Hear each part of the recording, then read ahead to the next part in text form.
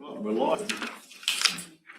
Welcome everyone to this afternoon's council meeting. I declare the meeting open at 1:30. Do we have any apologies? Councillor Roger. And everyone else is in attendance. Can someone please move that? In a second, please, Councillor. And Councillor Harrison. Yeah, all those in favour, please say aye. Aye. Against, carried. Well, I'd like to welcome Ari to do today's karakia. Well done, Ari. Kia ora tātou.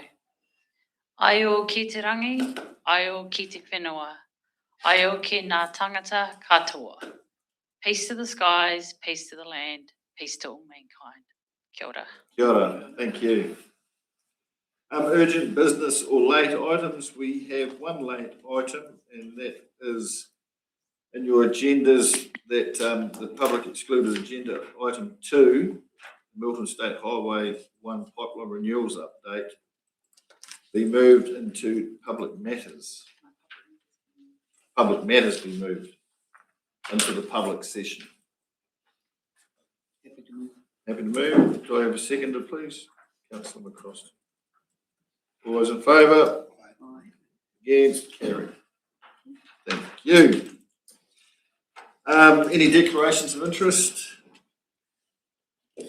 No declarations of interest. No members of the public for a public forum. No members of the public for a public forum. In that case, we will move into the agenda and start with item number 1. Page 5. Welcome, Sharon. Welcome, you. Thank you, Your Worship. So item number 1, as you can see, is the adoption of the annual plan, which has been through many iterations through this room, I guess. So we're just going to take this as read and take any feedback you might have, and then you can just work through your resolutions. Cheers. Councillors, any comment, feedback, discussion? I suppose it's prudent to, just on that unbalanced budget, do just a rating depreciation. Through you, Your Worship, yes, roading and Three Waters, there was a decision not to fully fund Three Waters depreciation as well. And if we fully funded both, we would actually have quite a good surplus.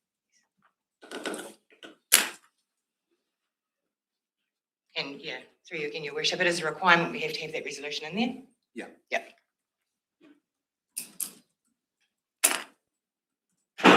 No further comment, councillors?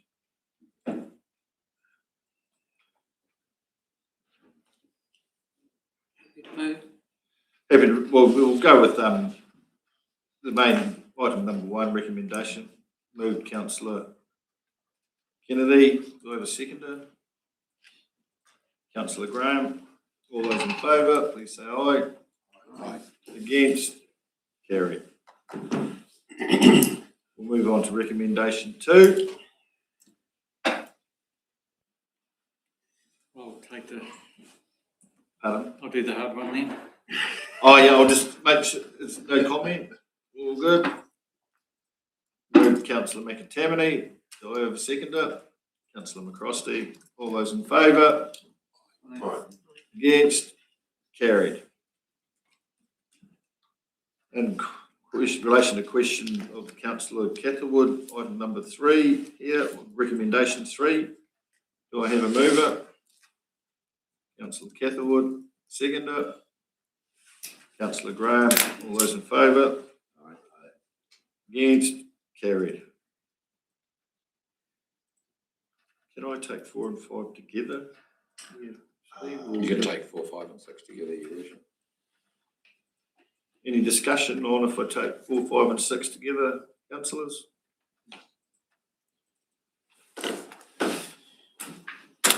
Happy to move. Happy to move, Councillor Kennedy.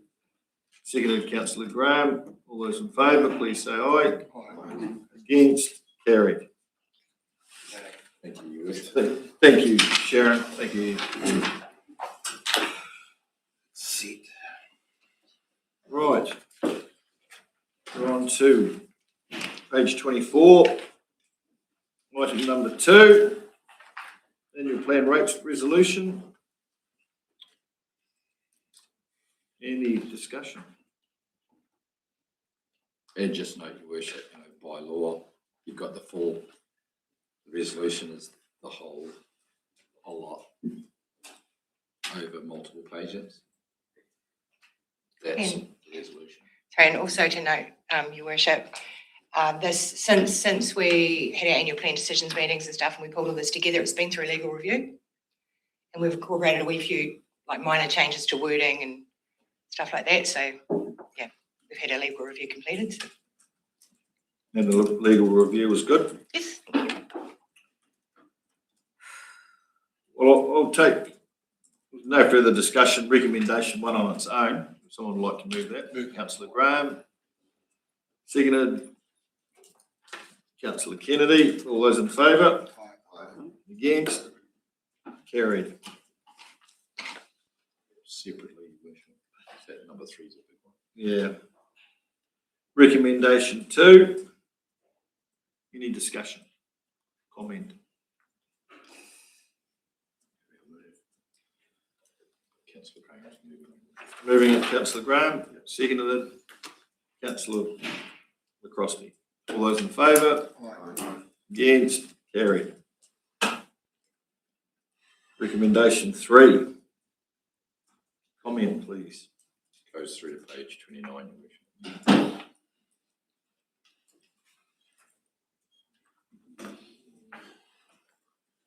Councillor Kennedy, Your Worship. Through you, Your Worship, I just wanted to ask Sharon about the West Targa Health Trust rate. It was a loan. I just want to get it right so that people realise, people watching. Yes. It was a targeted loan for West Targa area, Correct. which was, I don't know, $76 or something at one stage. Correct. So over time with interest and I'm just trying to have the wording in my own head when people ask why it's now sitting at 99. So over time with that loan, we added money to it, but we extended the life of it, so the loan repayment stayed the same. The rate itself has gone up because of additional overheads that have passed through to West Targa Health Trust. So that the loan itself has remained the same and it's just been extended as money's been added to it, so that repayment didn't increase. So the extra is the overheads. Correct. Thank you.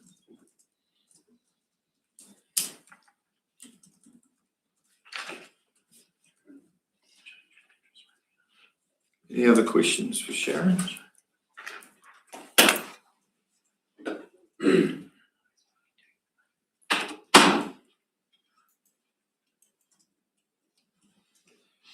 Question, Sharon, the rural water schemes targeted rates, can you refresh my memory? That is inclusive of GST?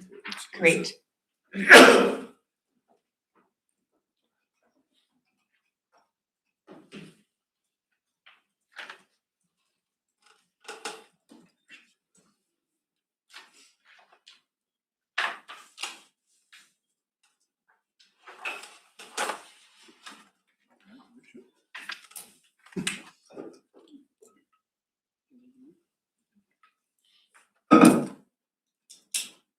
Any more comment?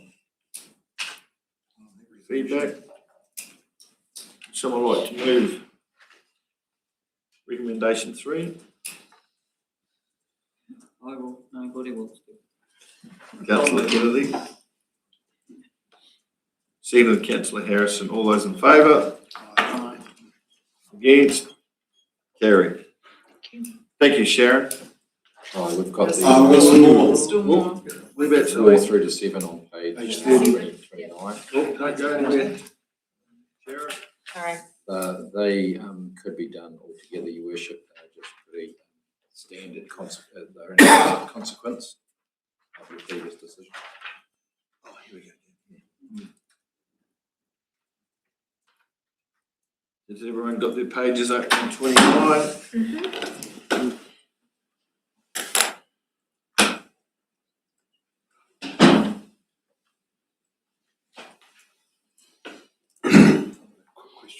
Question, councillor Cathwood? Yeah, on recommendation 6 there, Sharon, is that standard that we've always operated in that way?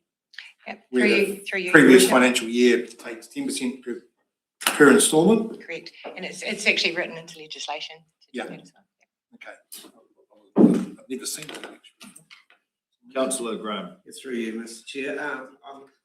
On recommendation 7, that resolves not to collect rates that are assessed with the amount assessed as under $10. Is there any that are like that, or? Through you, Your Worship, yes, there are. You have very, very small pieces of land that just a random section in the middle of nowhere, and it might be worth $2,500, like this tiny wee strip of land. Could be along the edge of a road or something, All right, things like that, yeah. They might come in at like $7.50. right. Thank you. Any further questions for Sharon?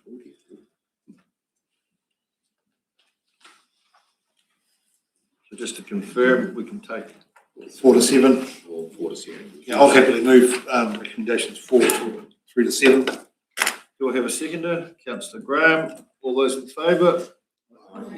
Against? Carried. Thank you. Thank you, Sharon.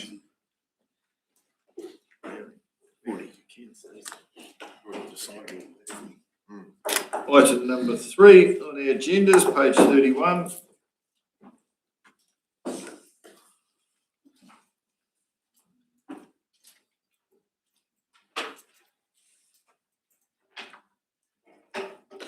Responses.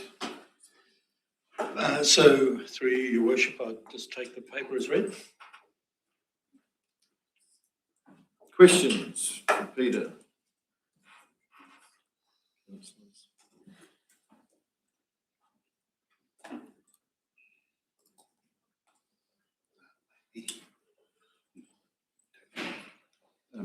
Through your worship, just Peter, it would be the opportunity for councillors, having looked through all the information there. This would be the opportunity, wouldn't it, if there was any issues with any of the messaging that we had, any of the proposed responses in the attachments. The attachments are all listed there. There's quite a bit of information in there, but it is, it is only staff suggesting responses, and you do have that opportunity to disagree or propose alternatives. Whilst we say take it as read, and we wouldn't propose to go through any of it ourselves, the point is that there is a lot there that you do have an opportunity to comment on, change, if you wanted to, before resolving whatever those resolutions are. Councillor Graham. Yeah, not a question, but a statement that, look, I think the submitters this year have been rather kind to elected members compared to some of the remarks that have been made in the past. So,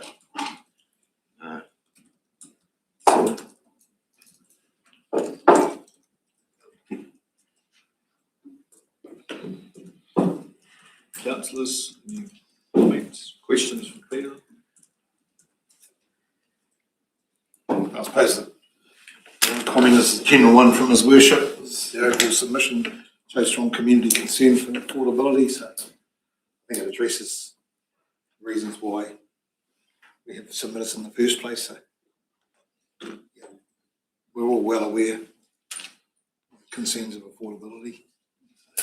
I'm happy with those responses.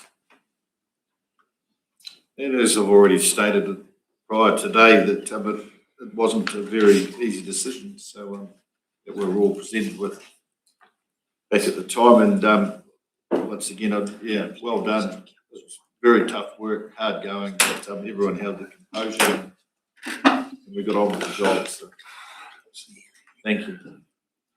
Oh, well, if there's no further comments or questions for Peter, we'll certainly take something like recommend 1.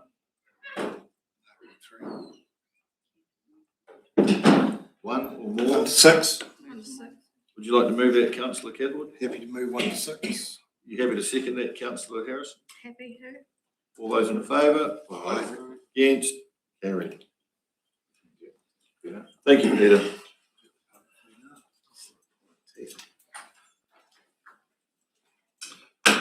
Item number 4. Item number 4, page 38. Prepared by Julie. Well, these are just recommendations made by the Risk and Assurance Committee to council at their meeting on the 11th of June that need to be adopted. So that's the council approves the signing of the audit engagement letter by the Mayor on council's behalf, and that council approves the signing of the audit proposal letter by the Mayor on council's behalf.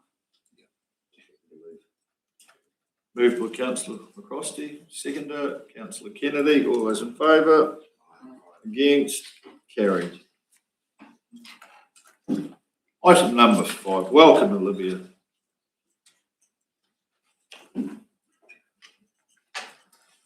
Kia ora, thank you, Your Worship. I will table the report as read and open for questions.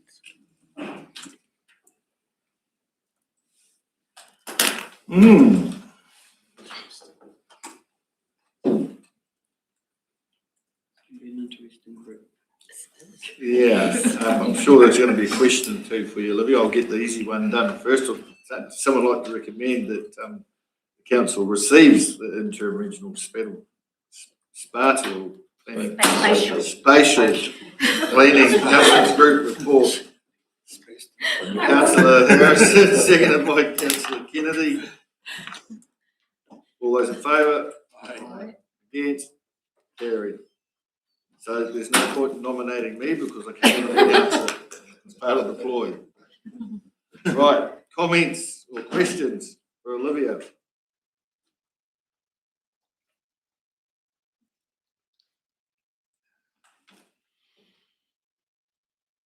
No comments or questions?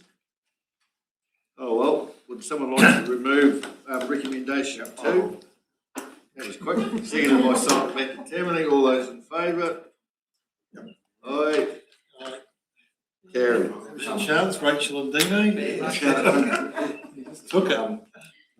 Well, just assume, Julie, you would just remove that last part of the resolution, the all nominates. So you're just approving two, but we know what the resolution. Regionals. Yep. That was quick. I wish you luck, councillors. Thank you very much. You're gonna need it. Look forward to the report. It's going to be interesting. Oh, Everyone the loves wrong the person. challenge. Yeah, they're the right people. Recommendation 3, would someone like to move that? I'll move. Councillor Harrison, seconded by councillor McCrosky. All those in favour? Oh, they're into it already. Carried. Thanks. Thank you. Thank you, Olivia. Your worship, I think the point is, isn't it, there's consequences to portfolios, Yes. isn't there, your worship? Yes, The lesson of the day. Cheer. That's Didn't me. take the chance, did you? While you're flying it. Did you even know what you were voting on? Item number 6 is Darwin present. Welcome, Darwin. We're rocking it through. Yeah. Oh. Hello. Welcome. Thank you. Okay, we've got the levels flat. All feedback and decision. So just as read. It was a big read. It is a big read. Yeah. There's quite a few hours gone into this, obviously, Darwin. Thank you for that. I guess so there's a few levels of emotion with it as well as you're preparing the report. Some of the constituents, so well done. Who would like to start things off? It's in your area of interest, Councillor Graham. Anything to add? Oh, just down the road, actually, and my understanding is that the locals aren't in support of keeping it. So, and I do note that there has been mentioned by one of the locals that the demolition costs could be lowered by letting him get in there with his digger, with all the health and safety things in place, of course. And part of that demolition budget could be put towards the maintenance or upgrade of the pool or that sort of stuff. So there's certainly a feeling to keep the pool in that active, but I'd like to say something, but I don't because I won't because I've got to live there. So yeah, that's right.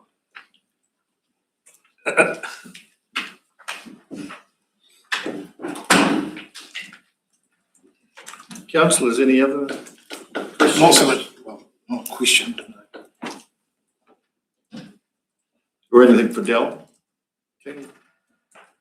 I suppose there is a question. The question would be, as Dal and I, was it discussed with the committee what they thought about us actually selling that asset as is where is? And what they thought of that idea? Because logically, the way I'm looking at it is the cost to demolish it, cost to create a reserve and maintain it, and at some stage, we've got enough community facilities to look after. It's a base council, so did that ever get discussed with them? I'm pretty sure it did, didn't it, Mike? Yeah, through you, Your Worship. Perhaps I can just speak to that quickly. That was discussed, and in fact, I guess they were concerned about that option, I guess. Well, the concerns they raised were around, I guess, undesirables type, being in there, and potentially given the the condition of the hall, and that who that might actually end up there, and given that it's still used, kids using the pool and what have you. So I guess that was the extent of that conversation. Mm. Thank you, Mike. Any further questions? Del?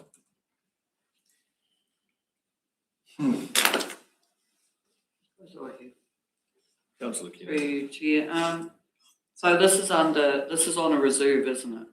So it's not as if that piece of land can actually be sold off. Yeah, cool. We had to go through a process. Yeah. Yeah, it's quite a process, so isn't it? Yeah. Do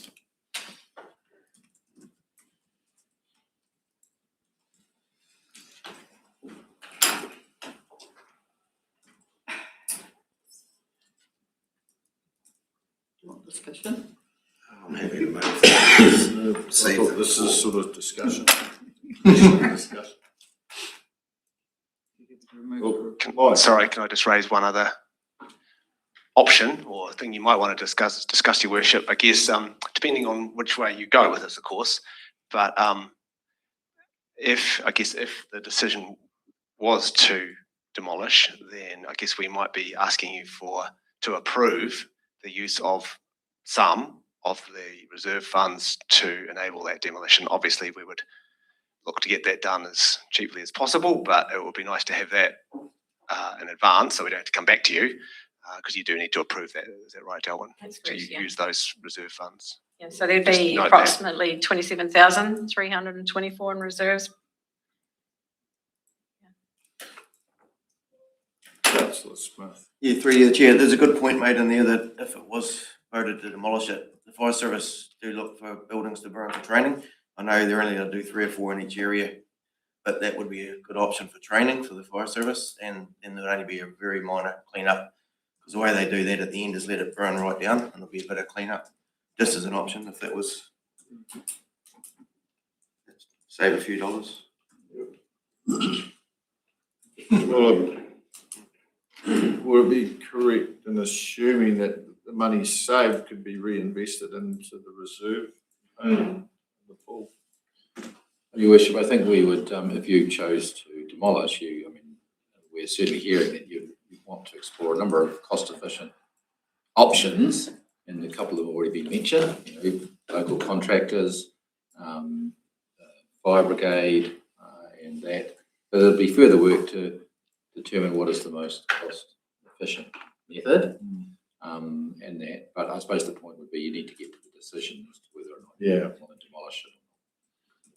Well, contrary to what Mike's proposing, but then if we probably wanted to come back to the council, would we not?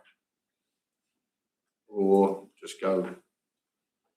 Well, Your Worship, it depends to what degree you want to get involved in things, and we have to report back to you. So you either say, hey, come back to us with all the cost-efficient options for you to make a decision on here, or you just say, no, we're happy to delegate to you to find the most cost-efficient options and report back to us, because you have to report back, and we get on with it. We It's need up to to write you. that in though under the recommendations, wouldn't we? It's not in there at the moment. Well, we would take, Amend. no, but Your Worship, if the resolution didn't prohibit us from doing anything further, there'd be sufficient in there, subject to identifying the funding, and you would just simply, fund it from reserves in resolution 2. That would be sufficient for us to get on with that and report back. Right. If you wanted to put restrictions on that, then you would put that as another resolution. Right. Is everybody clear?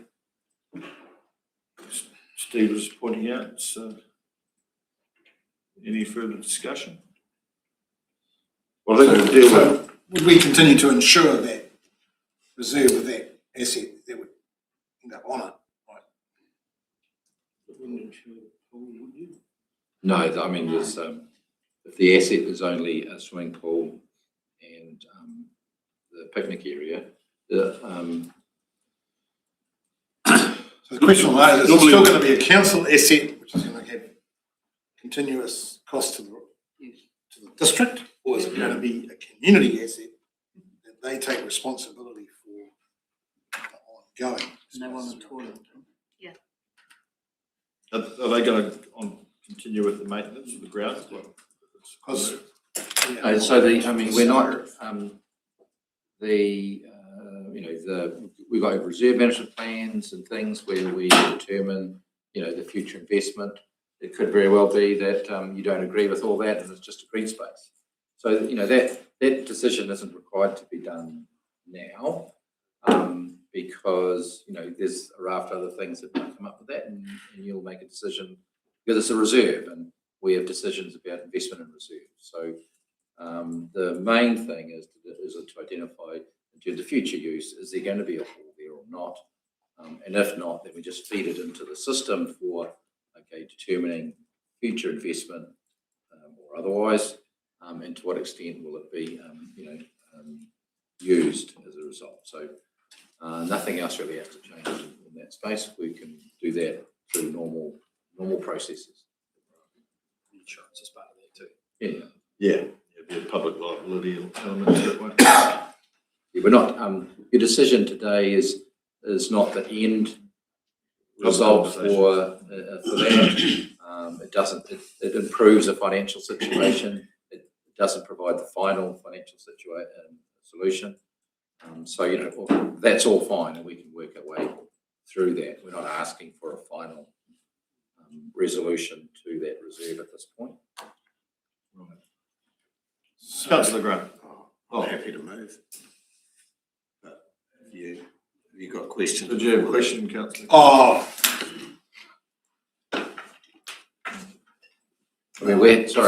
Councillor, we're happy to just leave resolution 3 as it is, and not actually proceed with it, because there's further work to be done on that side of it. And if you haven't got all the information for some of the questions you've raised, and we don't know the investment profile and all this sort of stuff, it's not a big issue. I wouldn't believe it's a big issue just to leave off that third resolution, that you don't have to debate that. We're just dealing with the main resolution, which is will you demolish or not. so just continuing discussion on that is my actual recommendation that, well, how I feel about the situation is that I wouldn't actually demolish it, and I wouldn't propose to develop it. I would actually like to know what it would cost to divest from it completely. So, in other words, to relinquished its reserve status and it's sold.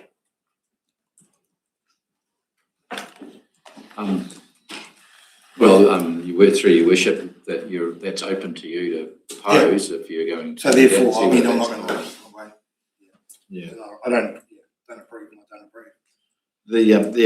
And I think it sort of stands out a little bit in Darwin's report that the community are quite happy. That's their wishes to keep it as a green space. There seem to be contrary views, though, your worship, because there were some people saying this pool's well looked after, but then you get someone else said, well, they do most of the work, nobody else is involved. We're out. Once the hall's knocked down, who's going to mow the thing? We have a reserve thing, but who's going to do the maintenance on the pool? And what's that going to cost? So, I mean, if it goes into community ownership and they want to do it, that's fine.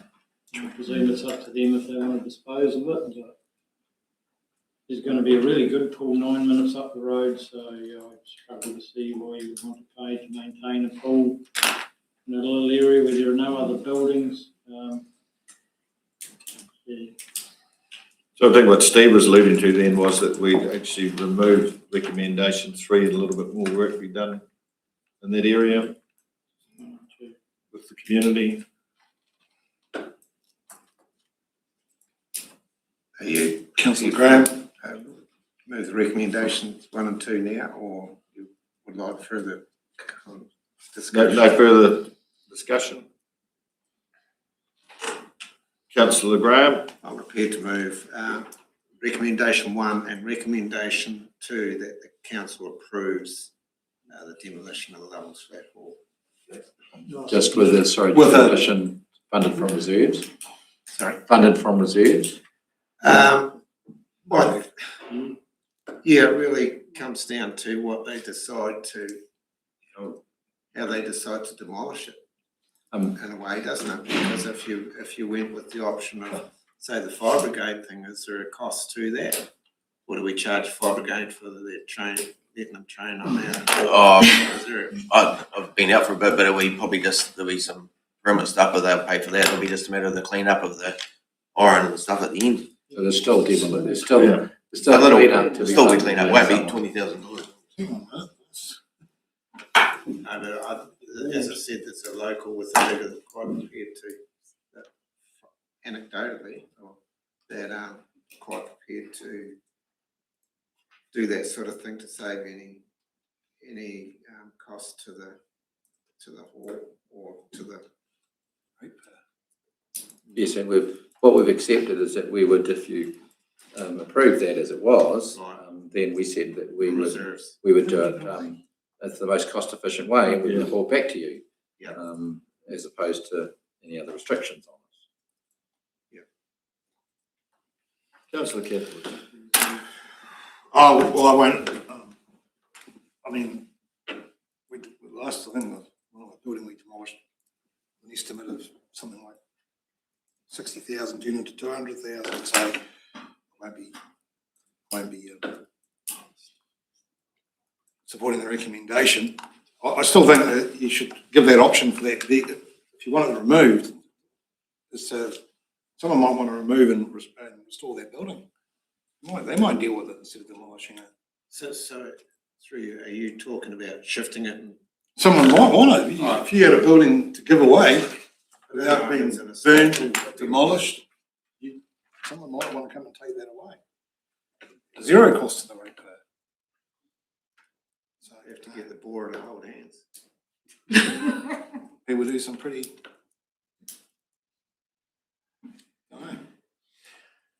That's right.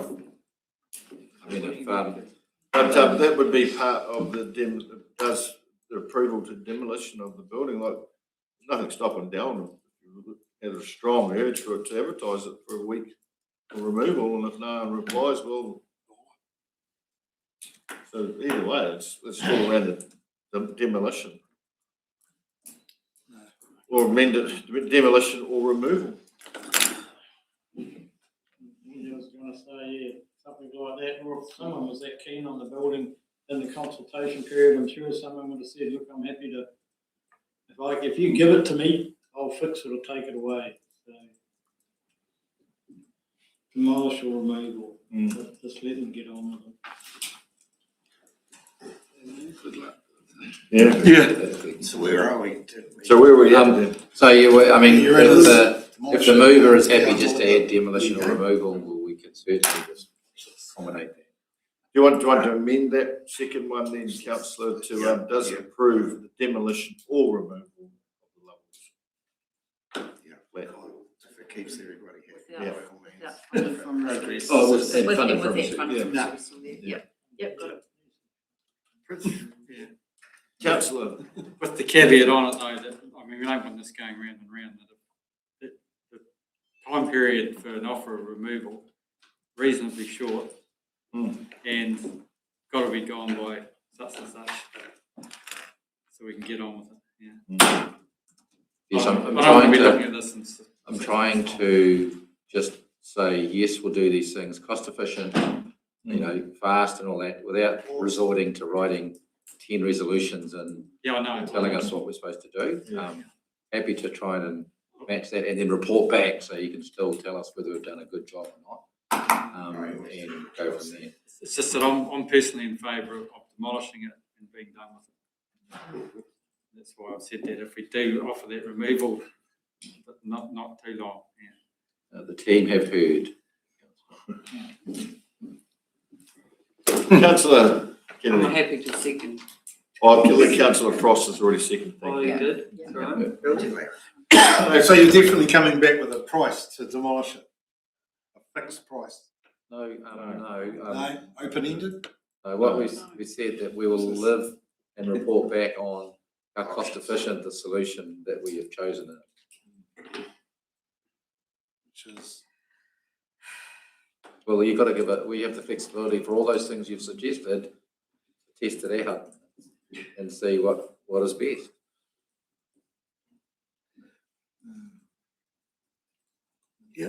Any further discussion, councillor Kettle? I look forward to seeing the cost. Any further discussion, councillor Catherwood? I look forward to seeing the cost. Okay, then we have a motion moved by councillor Graham and seconded by councillor Frost on the table. Would you like to read it out, please, Julie? That council approves the demolition or removal of the Lovell's Flat Hall funded from reserves. So I'll ask all those in favour, please say aye. Raise your hands. Raise your hands. And all those against?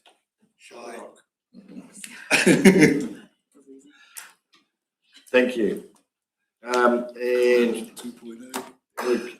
what are we doing with 3 now? We're not proceeding We're not with 3. proceeding with 3. So we're doing any vote on that? Proceed with that, rightio. Councillors, page 60 of your agenda is item number 7. Darwin. Through you, your worship, just the same as read, the Paratai Hall funding request. They would like to use the depreciation reserves to finish paying work that was already done. And then they would also like to ask for a further 20,000.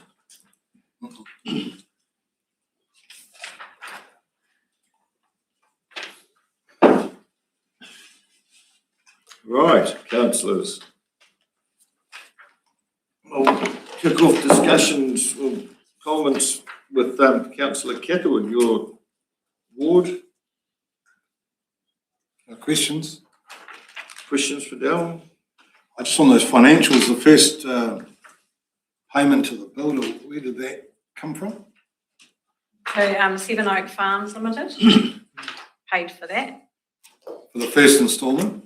Oh, sorry, the first instalment we Yeah. paid for, council paid for, and then they paid the rest. And now they want reimbursed for that. So would that show up in operational expenses? First instalment? So the first instalment was paid in the previous year from building repairs budget. That's why it's a funny amount, because it was what was left. And then, so they're asking to reimburse that. So it was paid from 24-25, that's why it doesn't show up. That's right. Okay.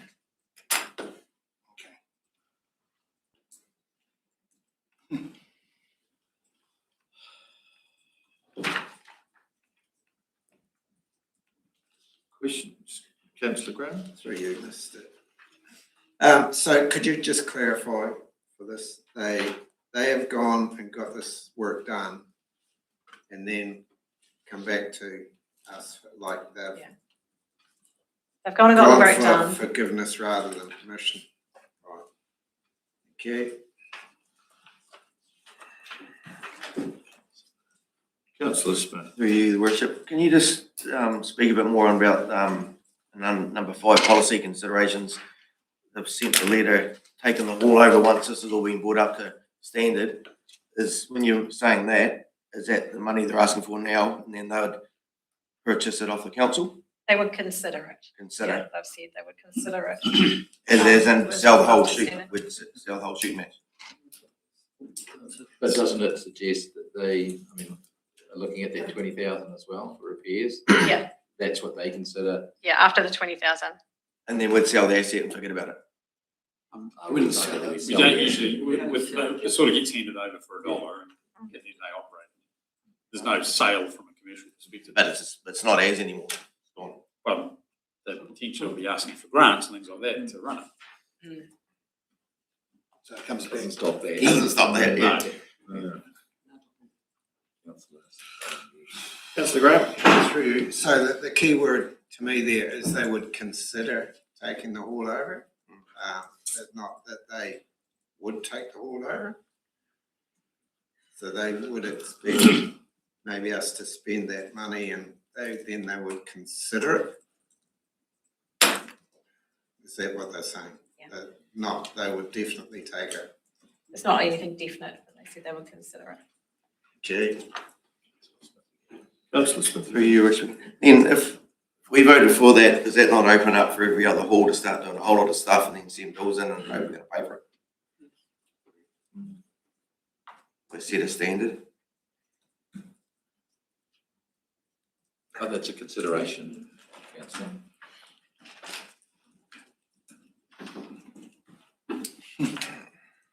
Yeah, it's an interesting situation where you get the work done and then wonder how you're going to pay for it, isn't it? That's why sometimes we Central government. push the decisions up to you, Your Worship. So, you're so kind.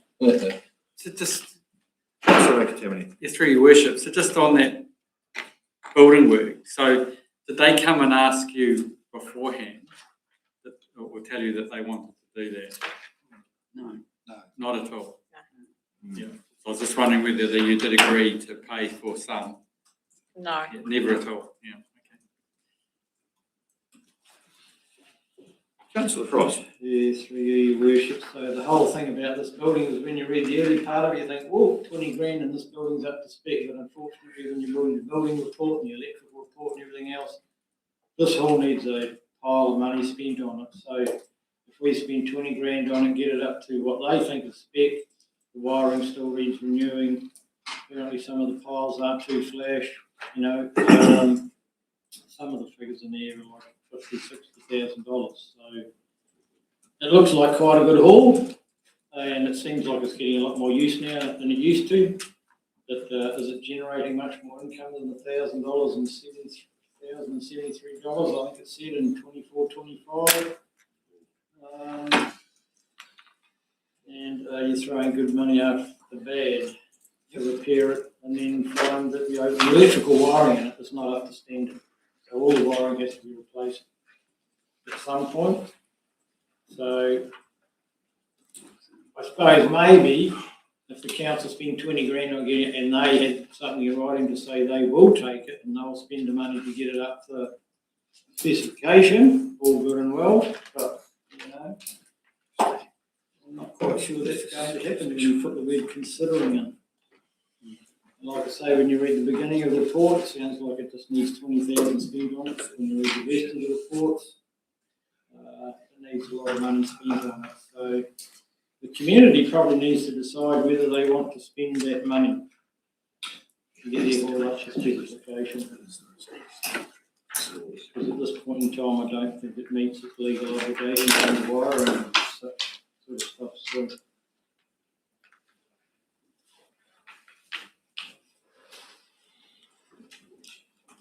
If it went into community ownership, it's still going to be funding coming from council, isn't it? And the committee would still, at least a minimum of current revenue that they collect from council, would that be correct? Would be expected, wouldn't it? Well, it depends on, at the end of the day, what your hall funding decisions are going to be through the LTP. And through your worship, this hall is 8 kilometres from Kaka Point and Correct. 15 kilometres from Tacoma. Correct.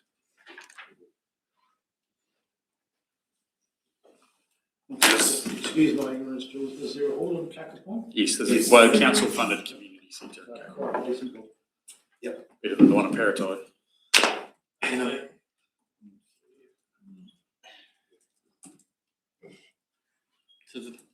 Councillor. Yeah, just, Larry, the Clutha Valley Community Centre, a couple of years ago, did a full electrical upgrade, switchboards and wiring, and that was, I think, that was about $45,000.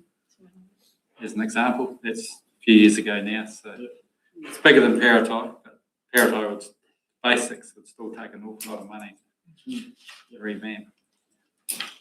yeah. I don't want to be a party pooper, but I'm sorry, probably we want something in writing from the Paratai Hall Committee that they're prepared to spend money on getting up to speed. Otherwise, I don't think we should spend ratepayers' money on something that's going to go nowhere. Councillor said, I mean, there might be two different considerations you might have. There's obviously the question as to whether or not you would use depreciation funds, which are there, to be applied to the old bill. And then separately, there was the question of the further funding, and there were other options around deferment of it or further work to be done around that. So there's two different potential answers that you can go down. Yeah. So in saying that, we've ended up in this situation. There's obviously good community that are involved to try and make this all work for themselves. So I probably would be happy to. I mean, they know the rules now. They should have come to council to use those funds. But I'd actually be happy to agree to release the depreciation funds to tidy up the outstanding bill, because obviously that's come from a private member of the community. So on recommendation 2, I would be agrees. But on recommendation 3, I am of the opinion of does not agree to provide further funding of 20,000. I think we need to go out. We have to be quite realistic that the location of this is in between already 2 functioning halls very close by.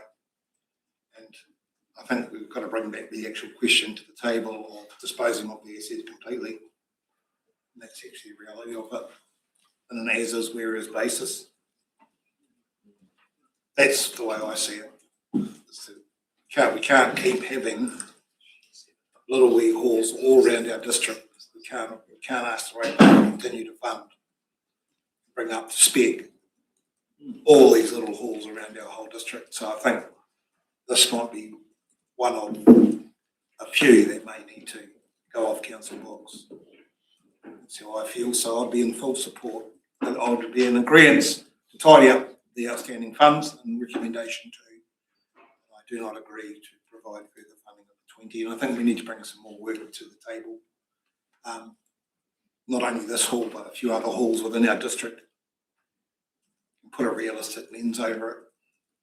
Some stage we've got to. We've just done a level split, haven't we? Just decided to go and bowl a hall at cost. I'm not saying we'll bowl this, but I'll say it's got to get off. Can't keep. Anyway, that's how I feel. You want to say something there? Look, I'll wait, but I mean, to me, number 3 could be deferred, and then put the question to the Paraguay Community Hall, read the report, understand what costs are involved in upgrading this hall, and it has to be done. The council may be inclined to give them 20,000, but they have to agree to spend the rest of the money to bring it up to spec before we should spend any more. And that comes back to, do they want it as a community facility? If you want it, pay for it. If you don't, either demolish it or sell it off. Through you, Your Worship. I just had an add up of the report. It's 42,000 for electrical and anywhere from 20 to 100,000 for poles coming up. Bring it up to specs. It's all written in there. It's got asbestos in the switchboard, whole lot of drama. Over 40 grand for the wiring. Which they'll need to do. So it's unfortunate, it's just unfortunate. Where are we with that? Did you move? Oh, I'm happy to, if you want to. You'd like me to move? No, I'm trying to actually get my say in, but. Okay. Through my lens, I see Piggy building, well, they've been left holding the baby, there's been some they've been paid? Yeah. So why do they need the extra? Farms pay for it. Seven Oaks Farm. Seven Oaks is a farm. So they're gonna be paid, they're short. Yeah. Okay, So it's been some poor administration to let things get into a situation like this in the first place. The actual depreciation funds aren't enough to cover all the, it's quite surprising that they're identical then. The depreciation fund. And I think everyone's touching on what your hearts are telling you, but I think there is some serious consideration needs to go in after this, that to be presented with a business model moving forward, a sustainable business model moving forward from the committee. So, but I'll say, so Councillor Catherwood have made a recommendation, or do you want to discuss? No, I want to speak. Oh, yeah. Certainly not seconding. I'm dead against paying them. That these are business people that are part of that. They've got to learn that you can't just do something then come up to council. Oh, look, we've done this. You pay us. I'm sorry, there was no communication about fixing that. So you wear the bill. Sorry, otherwise you're setting a precedence, and everybody else will be fixing up their houses and come and speak. You pay for it. Sorry, I'm dead against it. Or recommendation 2 anyway. I will not be agreeing to release depreciation funds.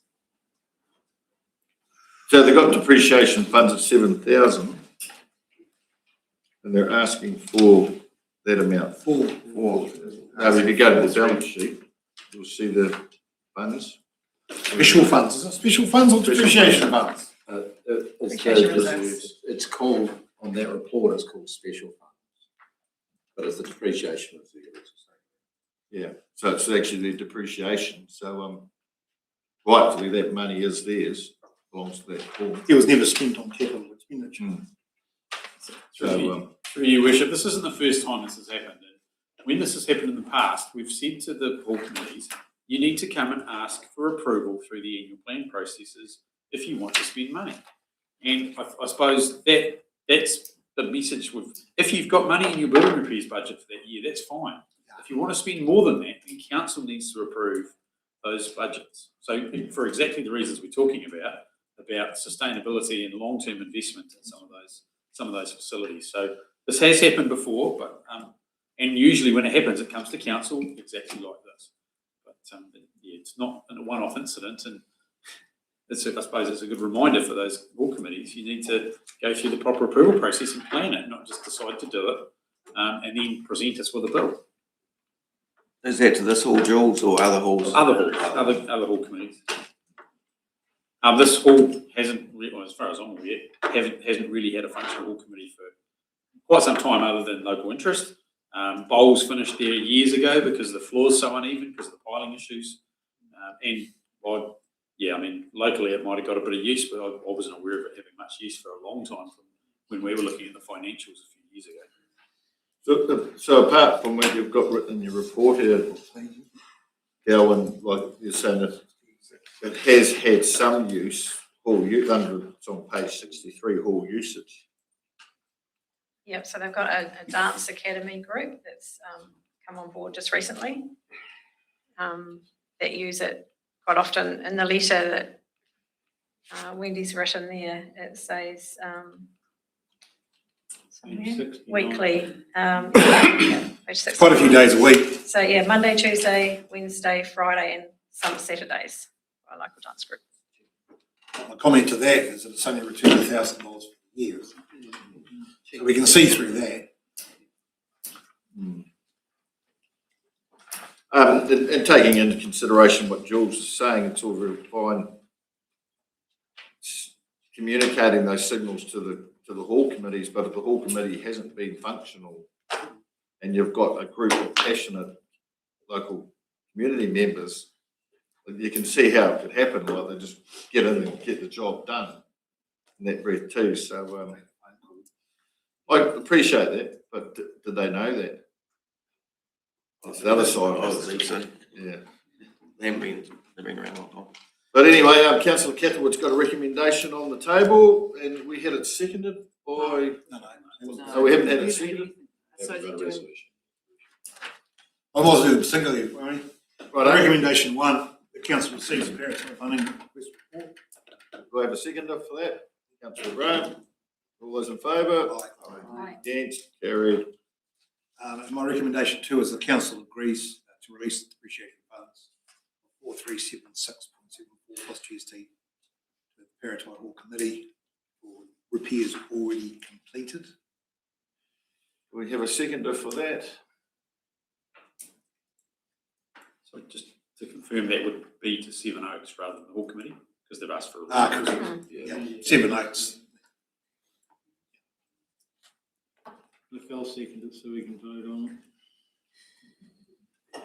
Seconded by Councillor Ross. You have to agree with it now. Right, any further discussion? Well, I suppose, well. Any new further discussion, Councillor? Yeah.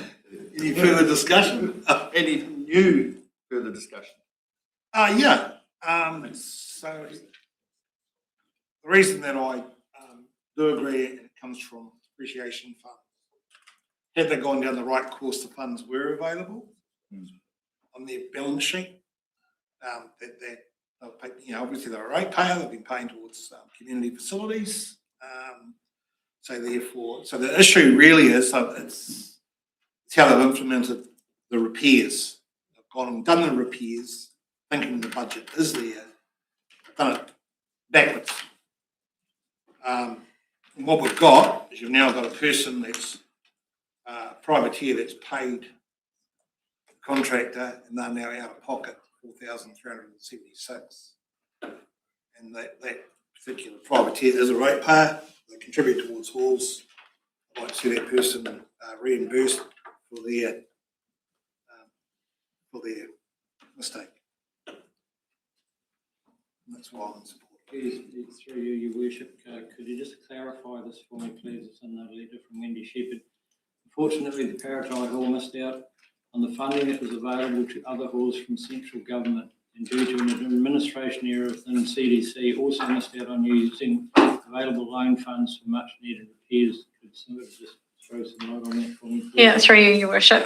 So during the time where the PG funding was around, it was just allocated to certain halls, so they didn't get that. And then I believe, I wasn't here, but I believe there was an amount of 22,500 that was split into 3 years, 7,500 for each year for 3 years. And they had to come to council to ask for money for that. And they didn't do that. They thought it was going to carry on, and it was removed the end of 2024, June 2024. And they asked for that in the year after that, so they were too late. Yeah, we're a handful of halls that got funding from shovel-ready funding, but they had to be ready to go, and they had to have a lot of the stuff ready to go. So we couldn't do that for all the halls, but the ones that did have some work already identified ready to go, we got in and got several $100,000 for the district to upgrade a handful of halls. So it was probably due to a lack of the whole committee actually keeping up to speed Being and what functional. have you, that they missed out on the funding as opposed to blaming on the CDC? No, I wouldn't say that. Oh, there was no capacity for that to be done for every community hall around the district. There was some that had already had identified work and got stuck into those. Make sure we got some of that into our district. Oh, vote 'em up. Any further, councillor Harrison, was that a? Yeah, I just was looking through the letter as well. And it does state in there that the community will consider taking the hall over once the hall has been brought back up to standard. I want to know what standard they are expecting. As Councillor Smith said, there is a lot of money to be spent on that hall, but are they looking at that 20,000 or are they looking at more as per what standard they're wanting? If we could find that out, that would be great. It'll come from the next bit. Councillor Grant. Yeah, just contrary to councillor Catherwood saying that, you know, they probably didn't know that this, they're astute business people that paid the bill here. And I find it very difficult to believe that they would be ignorant of the fact that you really have to get permission to do work first and then expect to be paid for it. So, sorry, it doesn't bear with me. Yeah. I appreciate that. And your comments, councillor Graham. Firstly, myself, I'm leaning with councillor Catherwood, like the community and its forebearers before them had that depreciation fund for a purpose. When the depreciation fund's gone, it's gone. So the community has, as far as I'm concerned, that's their money.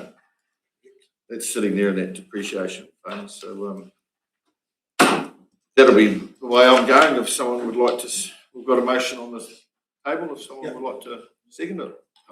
Very yes. Oh, councillor Frost, right. So now we'll just put it to the vote. So we'll get everybody for those in favour, please raise your hands. 3. Yep. Councillor Frost, Catherwood in the meeting. Those against? Motions. Yeah. Sorry, councillor Catherwood, your motion's been lost. Yep. Is there another recommendation? Your worship, it doesn't, unless there was a different sum suggested, it doesn't need to be any other resolution on that number 2. You can just move to whatever you're thinking about for number 3. So, Well, you leave that unanswered. Yeah, so we have to have a motion, like, so, councillor Graham, would you like to make a recommendation? How does that work? Come to council to make a decision about the money. Councillor McIntyre. We move on to third recommendation. No, we need a resolution on the second one. No, That no, one you failed. We have. No, your worship. No, we do need So, to. yeah, so was someone to move that it's, you do not agree? Oh, okay. Yeah. Councillor Catherwood put a resolution forward to agree to, we voted on it, he failed. Yeah. So if you, So does it- don't If you get another require one, I'll resolution, move it. Yeah, you've We got to don't- move, sorry, councillor. If we require, if it requires. Well, I think it'd be quite fitting if someone put the hand I up, will- you've forced the I'll hand of move that. others, so would someone like to move it? I will move that the council does not agree to provide further funding. Does not agree to release depreciation funds. Paratai Hall. So there's probably no need for further discussion because it's been well I think there made. is. Yeah, I'd just like to make one comment. When we talked about precedents, Councillor Graham talked before about making precedents for hall spending money. There's quite a few hall committees around with no depreciation funds. So if one of them had come here today with zero in their depreciation funds, but with an outstanding balance of 4,000, what would we do there? That hasn't been brought to us today. No, it hasn't, but that's one of the reasons why when you're talking about precedents, you can't go and spend the money without the approval. Yeah, but who made that statement? Oh, it's Precedent council, setting. it's been council policy forever and a day. committee hasn't got the budget. But other halls have done the same thing. The councillors were just, council members were just telling us. Just mistakes. Yeah, I don't see where that's coming from. But anyway, we're going to deal with the facts in front of us. So councillor Graham's put a motion forward. So we need a second. What was his motion? It does not agree to provide further. Does not agree to advise. Does not agree to release depreciation funds.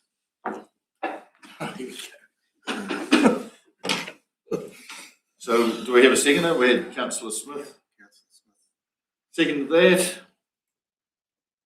Do you want to have another go, councillor? Well, I may as well have one more.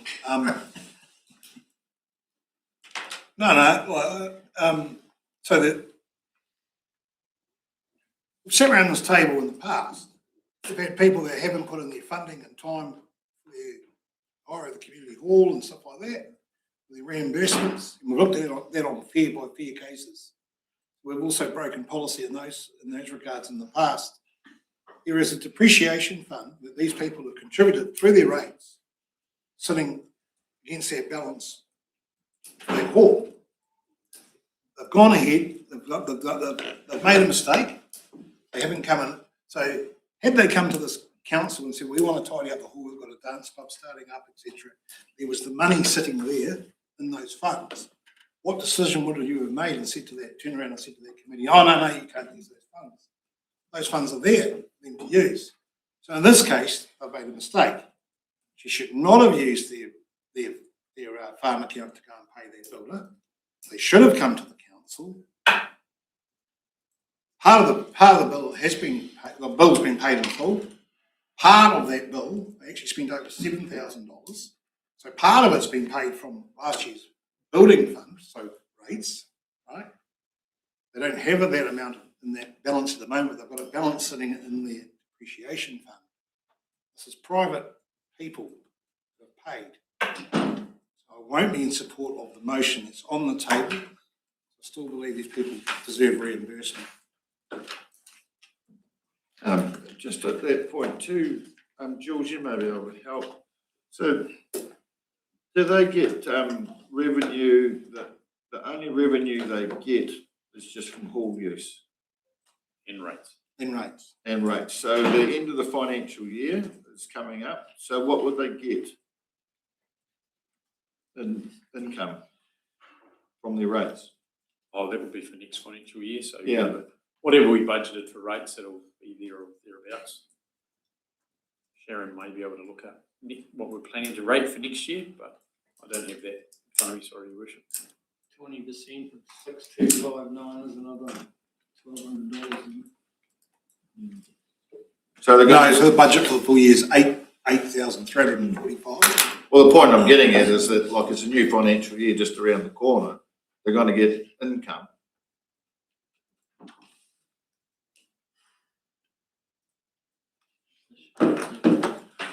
Any further discussion?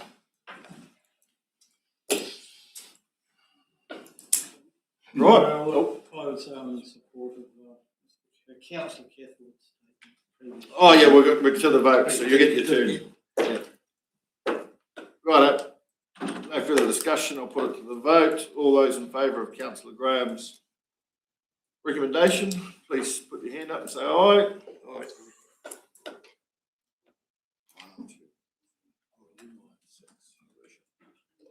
Have you got them all, Julie? Just the same ones that Councillor Costello as well.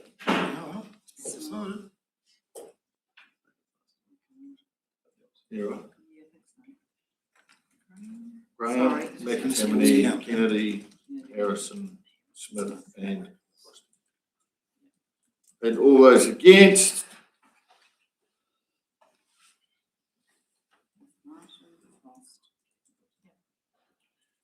The motion's carried. Councillor Graham's motion's carried. Right, recommendation 4. Three. Oh, 3? Yeah, 3. Discussion. Councillor Frost. Oh, sorry, I was just going to go straight moving. That's possible. we better have a bit of discussion. Councillor McAtee. Yeah, no, well, we have a discussion because I want to make an amendment to this Right. with a We've condition. experienced them before. Yep. Basically, well, no, I'm not gonna, I'll just start, I'll come back to what I'm actually gonna say, but what I'm gonna suggest is that we do provide further funding of 20,000 and we do release that remaining depreciation funds on the proviso that this group or the whole committee come to us, they form their own group, incorporated society, verified hall committee, and we will come to us to take over the hall, and we will give them that money that they request, plus that depreciation funds, and move this on. Because if we don't, it's just going to go on and on and on. I've said that they could be open to it. Well, let's see how open they are to it. Councillor Grant. I'm sorry, Your Worship, just a clarification on what Councillor McCammon is suggesting. You would have to identify a funding source if you're going to do that. Have you got a suggestion for a funding source?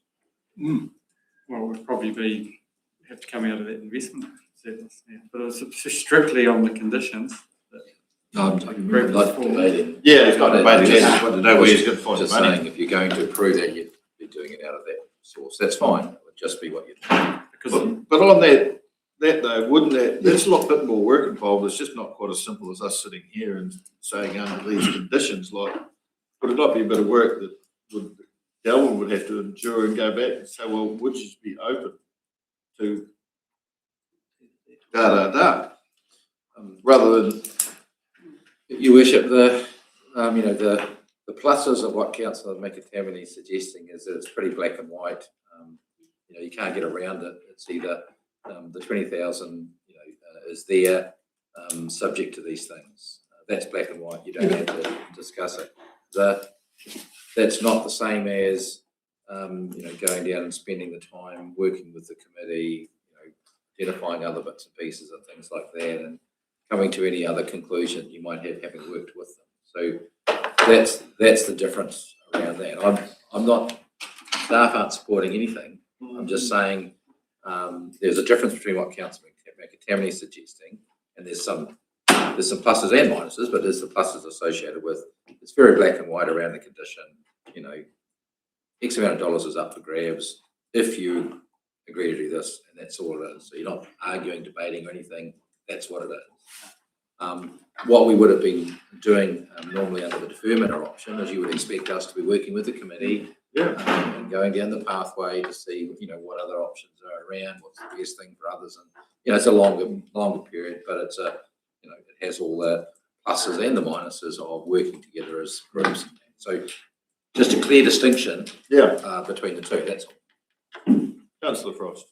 So look, contrary to Simon's thing, I would prefer to move resolution 4 that the council agrees to defer the funding further of 20,000 plus GST to the long-term plan for consideration, where the council can work with the hall committee and work out whether they are prepared to spend the money and bring the hall up to standard. And then we can make a decision then whether they are actually in or they're out. The genuine. Genuinely in or out, without all the caveats around spending this, that, or something else. Just it's pretty clear cut. And you just add something in there with working with the council or the Paraguay Hall to into a resolution. So, Councillor. so Steve, probably more for Steve, I suppose. So are we planning to workshop more into some of these halls, our hall funding situation, moving towards our long-term plan? Hall funding is up for debate, isn't it? In terms of how we're going to fund halls moving to the LTP in some form. Is that one of the subjects that we're looking at, or not? Yes, Peter's no. nodding. Mike's saying no.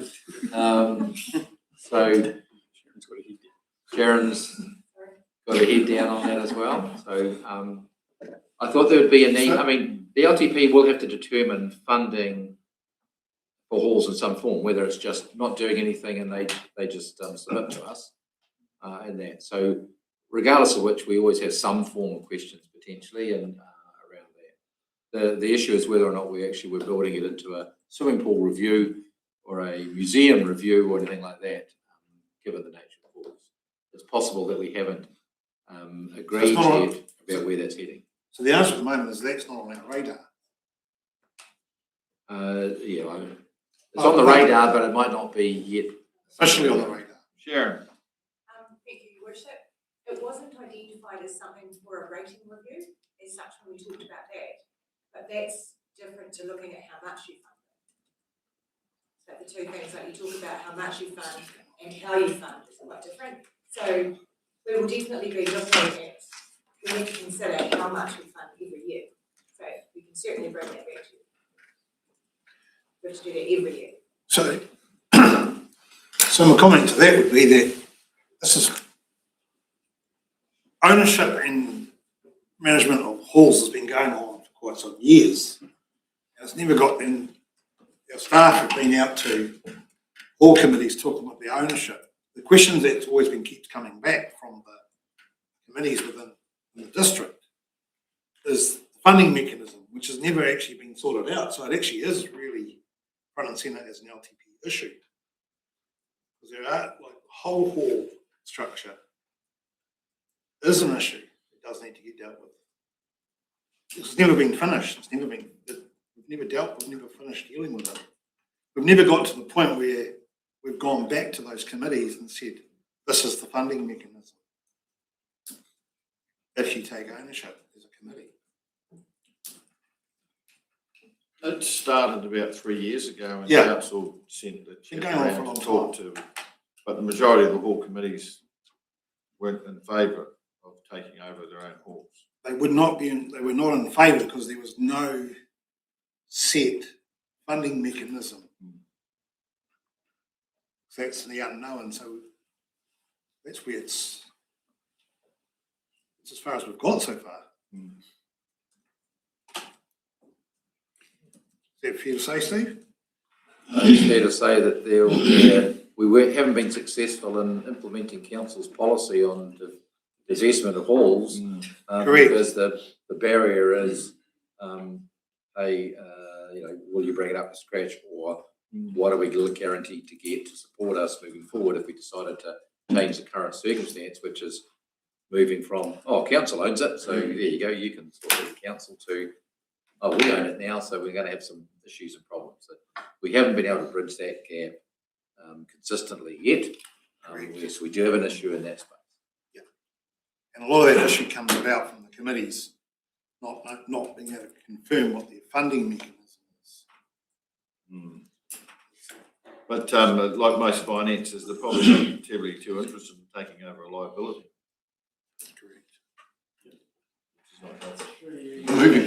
We had a discussion earlier around community pools. We were talking about communities have to take responsibility, raise their own funds. Pools are exactly the same as far as I can see. If you want that pool and you want to use it,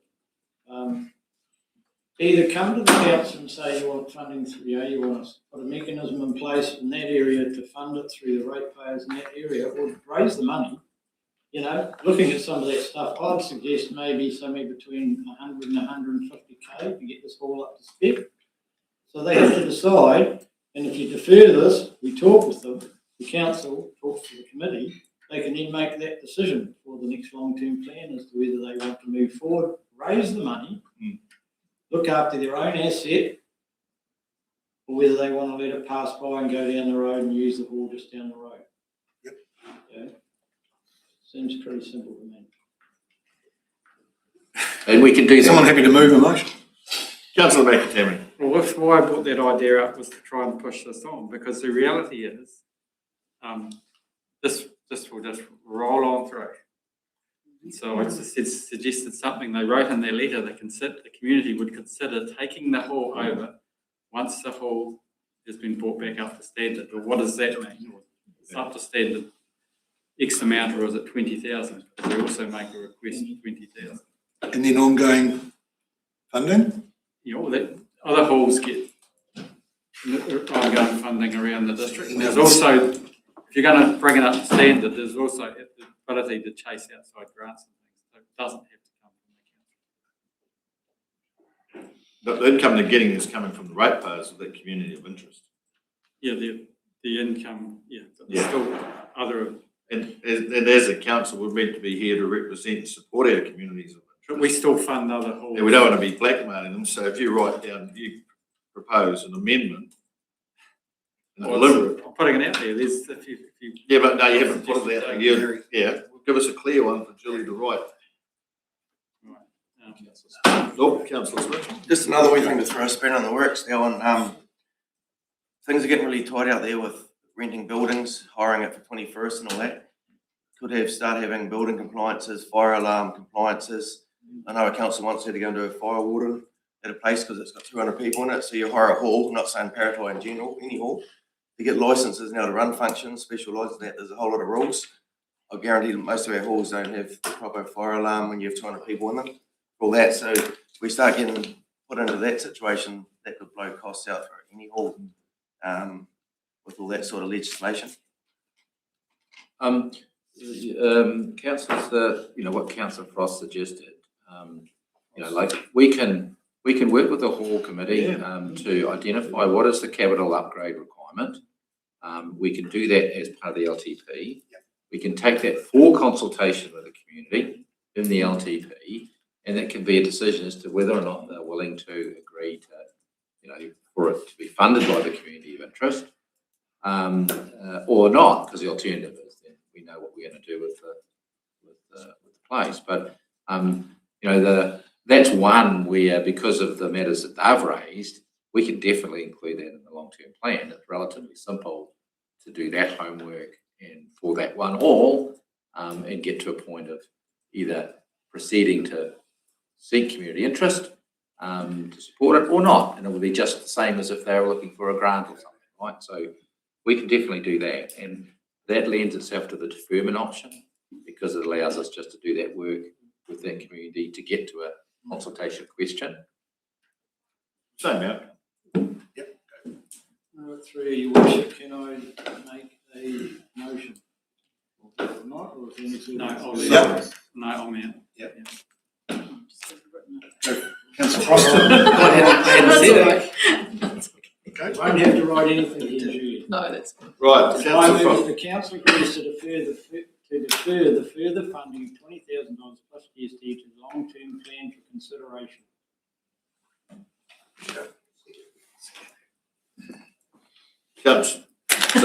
Sorry, Councillor McCrosty, Councillor Graham was too quick. Second. Right, discussion. Do you not want to amend that and say that council staff will work with? I thought our CEO had explained that we are going to. work with- Well, it doesn't say that in the recommendation. We need to add it, Steve, or no? No, Your Worship, we It's gonna be know an what the job is. We're expecting to bring into the long-term plan the consequences of our consultation with the committee. So yeah, once again, it just reiterates what's going on out there in the district, and it's very similar to our pools, our halls, our museums. Yeah, it's a lot of work. Councillor. Yeah, and I just to add to it, so we're going to engage with the Paratai Hall Committee now. Clear. Sweet as. So we also need to tidy up the whole topic of our community halls and funding. So I hope that with this long-term plan ahead of us, that can come to the fore and keep it finished off. But Your Worship, what we can do is we can use this as a bit of an example in terms of where we might be able to go with these. The consequence of the LTP might simply be that we do put in the work plan of the LTP, similar work that may, if we're comfortable with what's happened and where we get to and achieve something, we might build that into a work plan in the LTP to do that years 1, 2, and 3, for example. So that would be how we would be able to deal with that, because I don't think we're going to have time to do that for every hall beforehand. We can deal with this issue, we can take it in, come to a conclusion, and then it may be that we will look at using the same sort of model for other halls and build that and make that a work program. There's halls in our district that need to be divested. council books all together, there's halls that need to go into community ownership with a solid funding structure. Would it be a great opportunity also though, that using this case here, that it actually sets a benchmark moving forward for other halls? There's the criteria, where's your long-term plan, like they do a bit of planning as well, where's your budget, what's your income, expenditure, like are you going to be no different to any other business for the long-term viability, demonstrate it. So that actually helps us know whether we need to be investing or non-investing. Cool. So it's not our money, it's our people's money. So righto, no further discussion. Moved by Councillor Frost, seconded by Councillor Graham. All those in favour, please say aye. Aye. Unanimous. Merci. Thanks. Thank you for your work, Dallin. Pistol lady.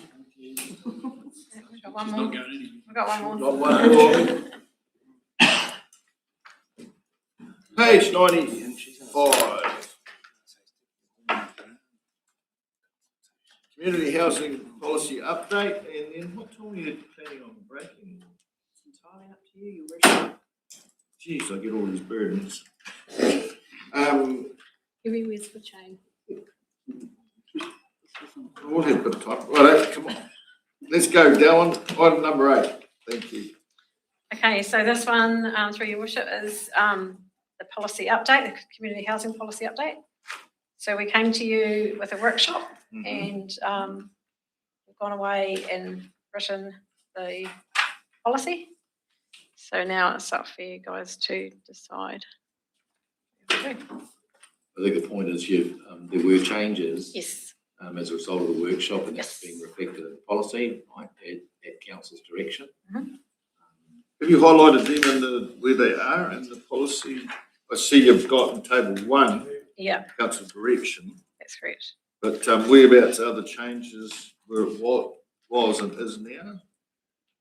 They're all scattered through. So, yeah. So the highlighted ones we should, we don't. That was a wee while ago, that Yeah. workshop. Yes. That table does have the reference, I suppose, Your Worship. So we haven't coloured it, but we have referenced the clauses that were anything done.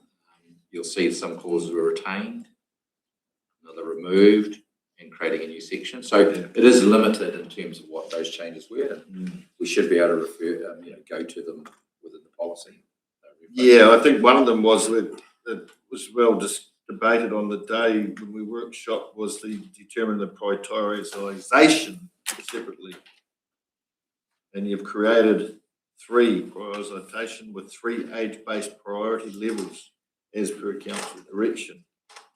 So whereabouts do we find that in the new policy? Page 101, Your Worship. 101. 3, eligibility. This was quite a topic around the age groups. Sorry, Your Worship, there's prioritisation on the next page. And on 102. No, So questions for Dallin?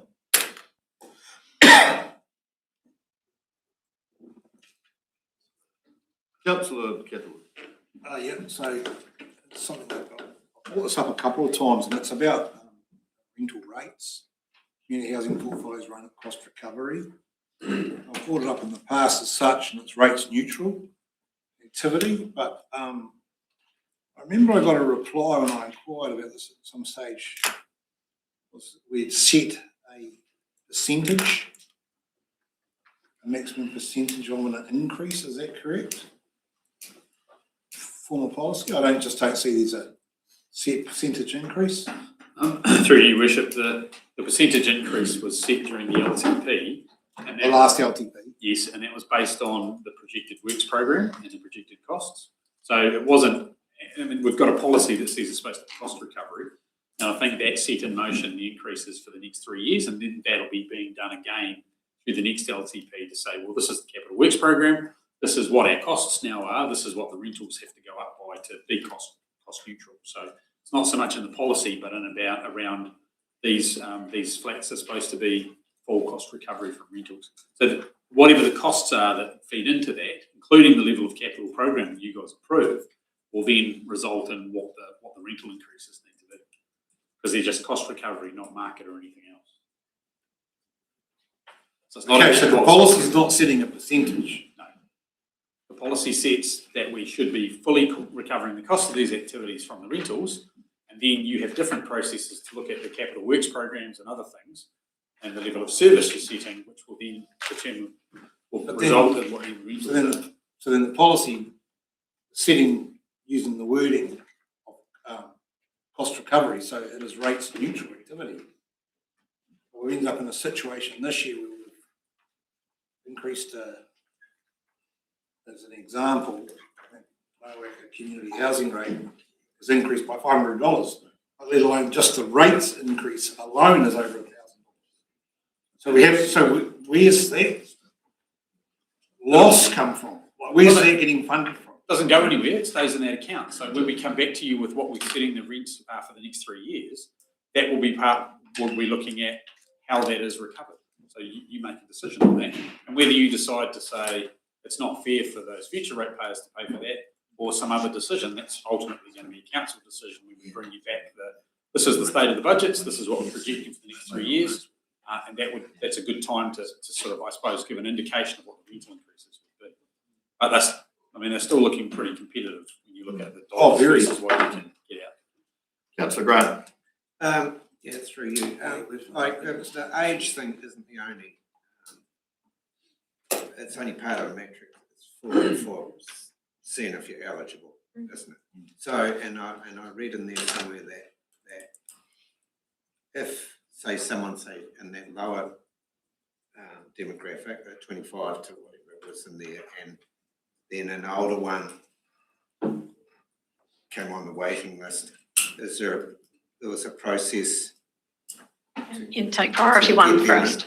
You take priority one first. So if someone came in. So say if the lower demographic one was in, someone 25-year-old, and then all of a sudden someone like a senior person, say 70 plus, wanted in, there is a process that to chuck the 25-year-old out? No. Oh, no, not chuck it out. Not chuck it out. But if you're looking at a waiting list. Citizen support applies to everyone. Yeah. I don't get gassed. It'd be changed in the waiting list. It's a waiting list. Right, so once you're in, say, I just. Well, you know, yeah. He wants to get in. You're considering going on the list. So therefore you have someone who's Yeah, Councillor Frost, did you have something? there's Come out there, limited intent because someone that's 25-year-old in a community housing situation.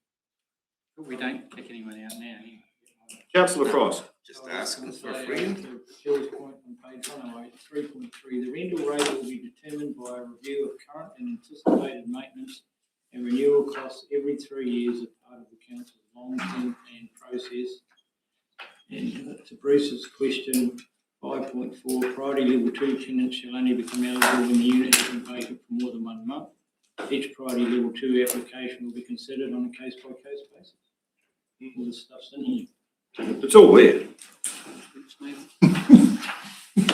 Oh, did you not read that section? What wasn't in there for you, Your Worship, was whether we would remove someone from a unit to put someone in, so we clarified that. But on a whole, there's a lot of work you've done here, Delwyn. It's very good. I think you've captured the views of that workshop really well. Well done. Any further discussion? No further discussion. Would someone like to make a recommendation?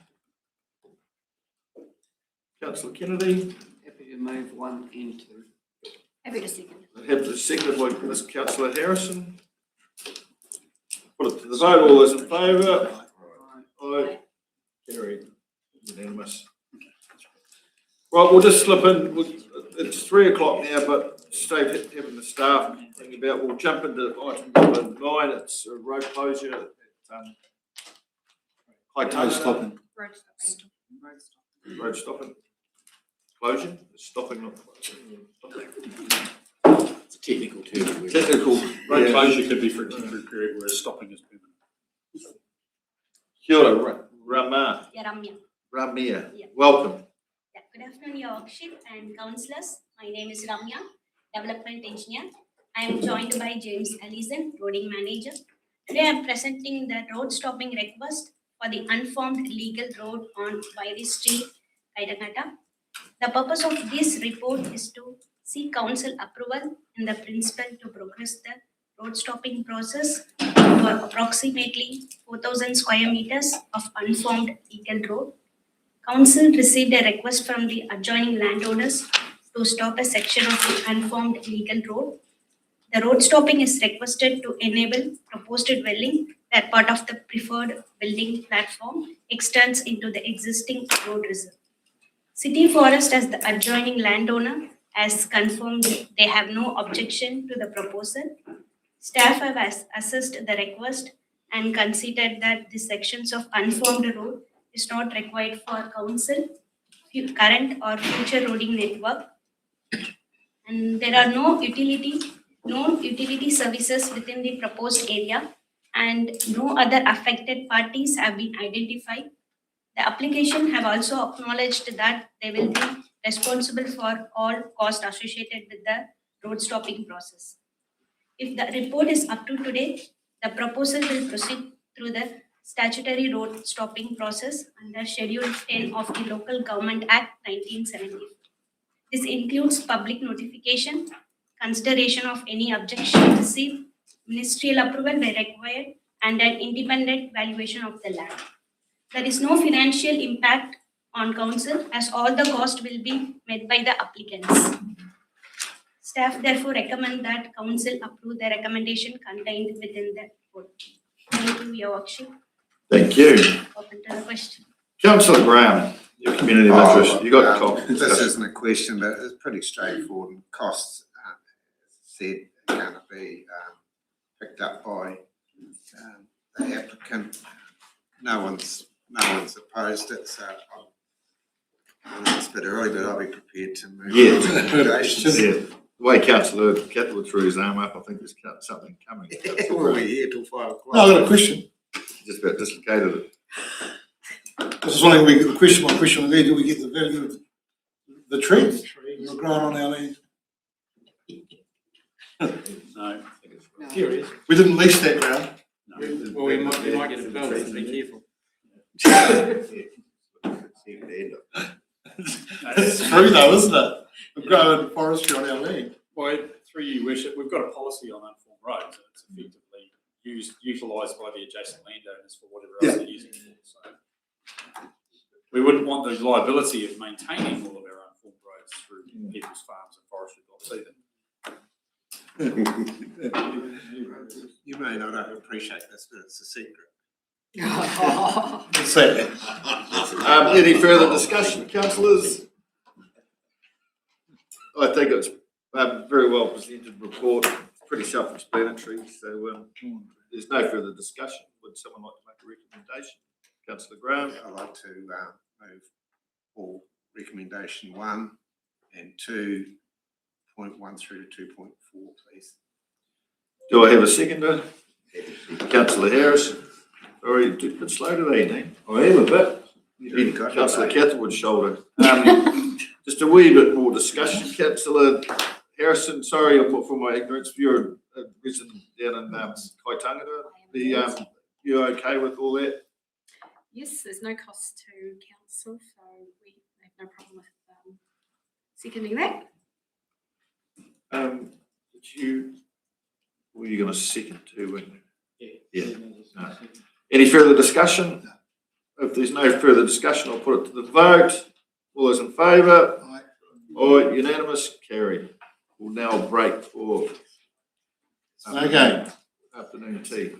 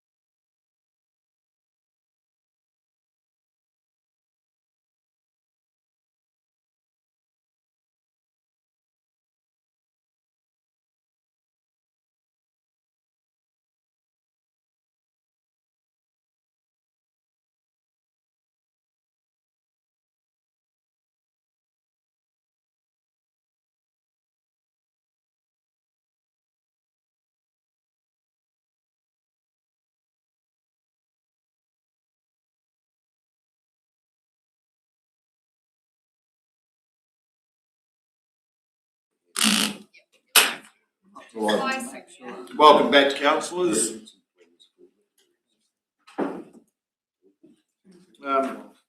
We'll move on to item, well, this is the item that we brought out of public excluded into public. Yeah, so edit was PE2A, Milton State Highway 1 pipeline renewals update. So it's additional bit of information that we distributed. Roma is here, Your Worship. Thank you, Rama. Through Your Worship, good afternoon, everyone. Last 11th of June, during the recent assurance meeting, I was asked to provide a for information report in this council meeting, and this is this report. This report provides an update on the status of the project, outline key issues and risks. I'll take that the report has been written, have been read, and I'm open to questions.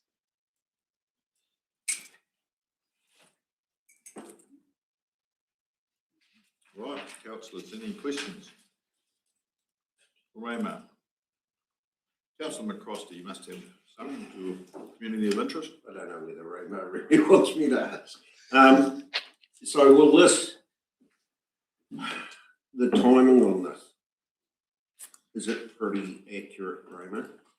Because that bypass is just falling apart, like I come around there on the way down today. And that tar seal is just breaking potholes and stuff everywhere, even when you turn back on Main Street. And there is the angst in the community, a lot of rumours and speculation, but yeah, it's just, if this timeline is pretty close, then we should be able to keep people semi-happy. Through Your Worship, as I've mentioned on the first bullet point, that there's a lot of reliance on third party. Yeah. But given the information that we have right now, this is the best timeline that we can get off, and we're really targeting this timeline because we really understand those inconveniences that's happening right now. Yeah, I was just looking at the damage that's really starting to occur on that Main Street.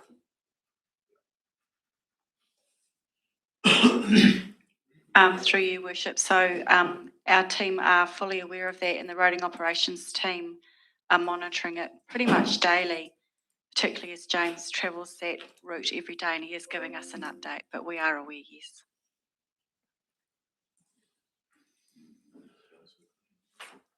Councillor Graham? Through you, Mr. Sorry, I've seen it, the 7th of July sticks in my head, so that's when Isaac's quite possibly be back on site. Through Your Worship, the 7th of July is the earliest time that we're assuming that NZTA would come back to us whether they accept the proposal, and once we have that approval, that's the time wherein we'll say, hey, Mr. Contractor, please tell us, now that you know the scope of what you're supposed to do, let us know the timeline as well as the costs involved with it. So we don't have a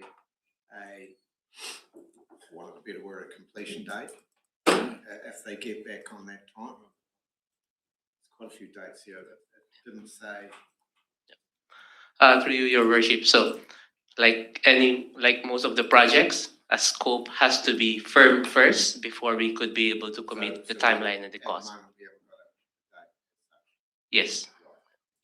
But it's also fair, Your Worship and councillors, that Isaacs are part of the team that are looking at the solutions and are very well aware of the time issues. So we wouldn't expect, for example, that they'd be dawdling to get to that point once the scope. Oh yeah, I'm not implying that. I just thought, well, do we know that, hey, this once they're back on site, they're going to be there 3 weeks or whatever. We don't know that yet. I mean, yeah, through Your Worship, yes, we don't know that yet. Yeah. Results, yeah. And just to support that, until we know which design option NZTA approves, we can't even start those conversations. Some options will be shorter, wouldn't they? Some options might take longer, so, yeah. But all parties are aware, including NZTA, ourselves and ISIS, of the need to get moving and get done as soon as possible, given all the consequences that we're seeing. Mexican standoff. There is still quite a bit to go in too, isn't it? 20%. The through your worship, yes, there's a remaining 20% work, yeah.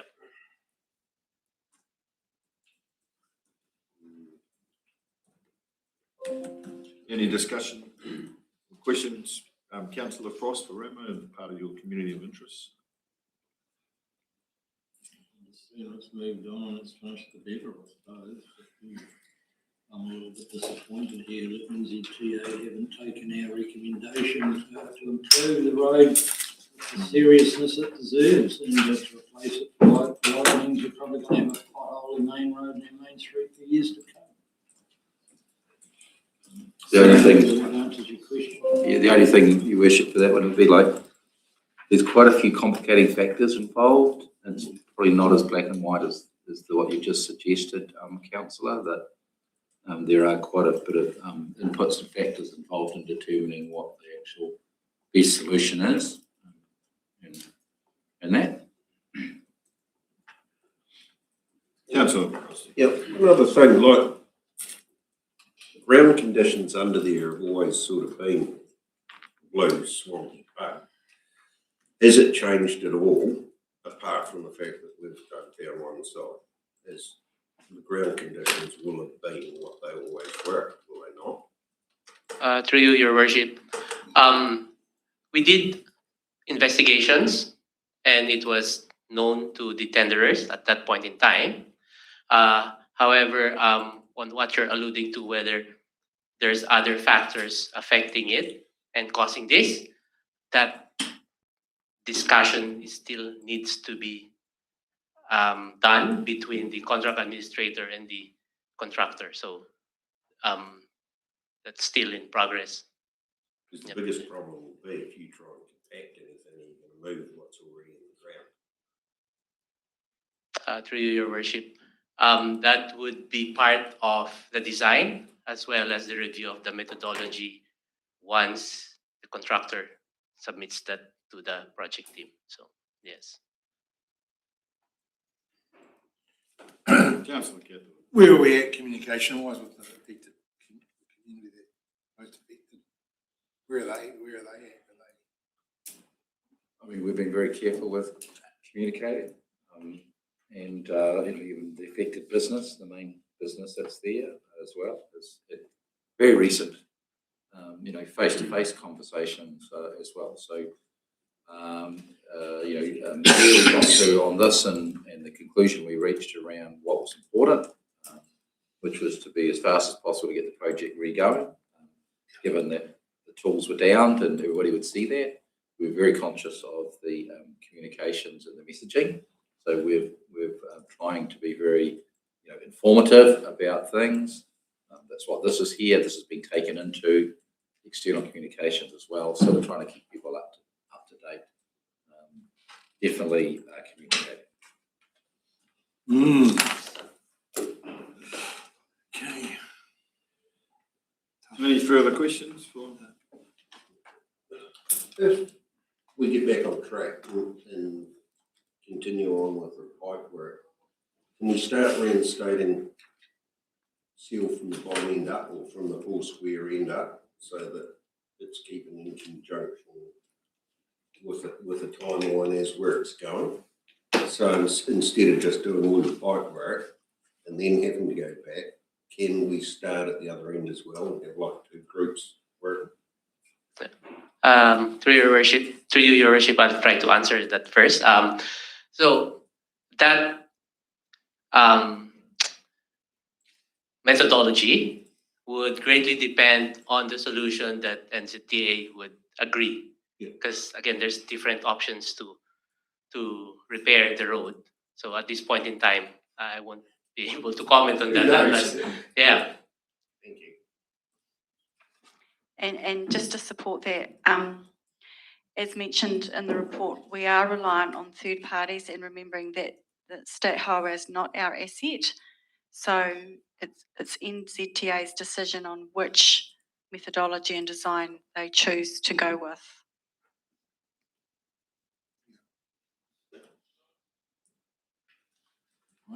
You all right? Yeah, good. I didn't realise there were so many roading experts in Milton towards the other day. Yeah, I noticed I got dragged into it too. I just prefer driving on them. Thank you, Raymo. All right, thank you. Just got that one recommendation, Your Worship. Yep. So would someone like to move that? Happy to move. Seconded by Councillor Graham. All those in favour? Carried. Right. Confirmation of minutes.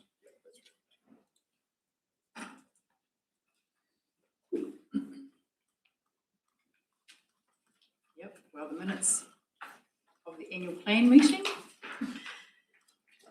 are presented there, so for approval. Start with those ones first. Anyone got any comment, questions?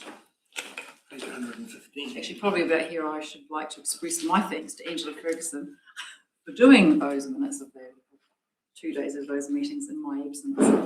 I think she's done a good job, very good job. You've been away.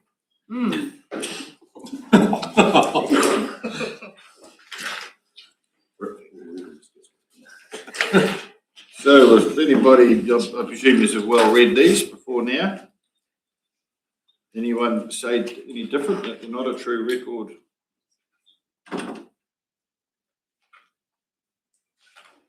Happy to move recommendation 1 and 2. Move Councillor Catherwood. Do I have a seconder?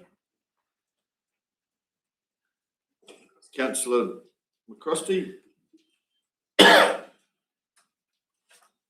All those in favour, please say aye. Aye. Against? Carried.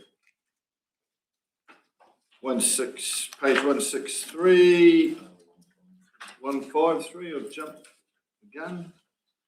I'm keen. 153, risk and insurance minutes. Yep, these are just submitted for noting. Happy to move.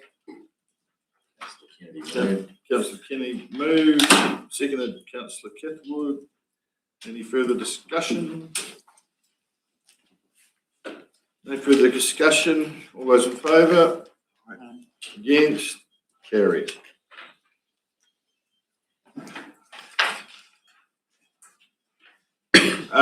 Yeah, Merrill report.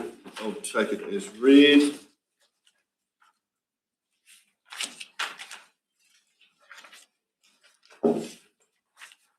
And we're on to, around the room, see what everyone else has been up to. Councillor McCroston. Not terribly busy. We have a whole looking forward in the Otago Corrections Facility meeting, community awards, and being on the panel for the awards, which I think is a really good thing. Council only meeting, risk and assurance, and had the pleasure of coming down to youth council the other night for watching the youth councillors in action, and really impressive. Thank you. Councillor Smith. Pretty stock standard, just the R&R meeting, council only time. Include the foundation meeting, rec centre meeting, T-Poma hub meeting, community portfolio with Bruce and Mike, youth council, and yeah, they've just got the fast fives sorting out, the ripple effect, the run again, which has been done in the past, and they're sorting out a formal for all the students around there, so they've been quite busy.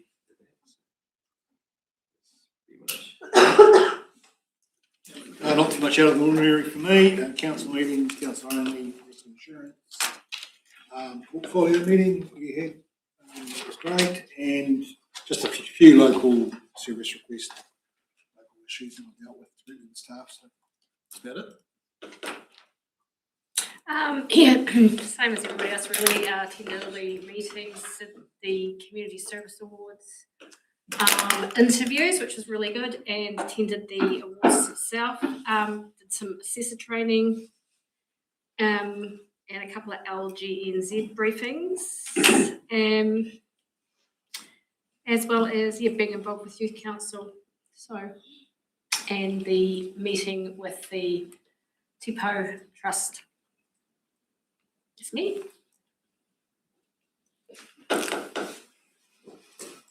Community board meeting, a couple of meetings with the community centre group, risk assurance, and attended Clutha Awards, and yesterday presented the Knit and Yarn group with their lovely award that they got that they couldn't attend to on the Clutha Awards night. So that's me.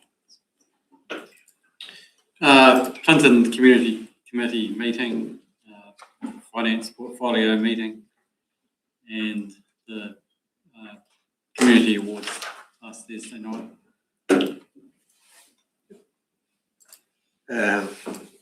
Community service assessment committee, Kai Rolls contractors meeting, which sound really quite interesting. Bit of networking. Community service portfolio, community service awards. I had a tour of the Elsie Stewart Library and swimming pool with steel cap boots and all the other PPE, and then followed by an inspection of the facilities steelwork at Calder Stewart's Revolution Hills workshop. Really impressive. RTC meeting the other day, which was quite good. They had a presentation on the cable car network that they hope to put in there, capable of shifting 3,000 people every hour, which is really good if you're one of them, I suppose. And a Targa Museum meeting on Tuesday, and filled a couple of knowledge gaps that whenever they send something anywhere, they freeze it for a week. Same with things coming in, and it kills all the bugs. So, you know, I thought that actually teed up with Silver Farms for a minute, but I hadn't sending stuff to Cromwell. But that's about it. Yeah, look, just the risk and assurance in the workshop, counts for any time, community service awards, and was with Bruce in my PPE at the Norton Sure. Councillor. I just want one thing to add is Councillor Harrison mentioned it was like government, LGNZ, the Zooms that are being done on the amalgamation workshops around the countryside. I've looked at those and I highly recommend everyone does take a bit of time and have a good look at those. They're quite informative. You get some good information out of them. Right. Page 166. Clickety click, Steve. Oh, recommendation. We received. Yes. Yeah. Don't need to move it. Just need to do it. Councillor Harrison, seconded Councillor Kennedy. Others in favour? Aye. Carried. And Your Worship, just take my report as read. Happy to answer your questions.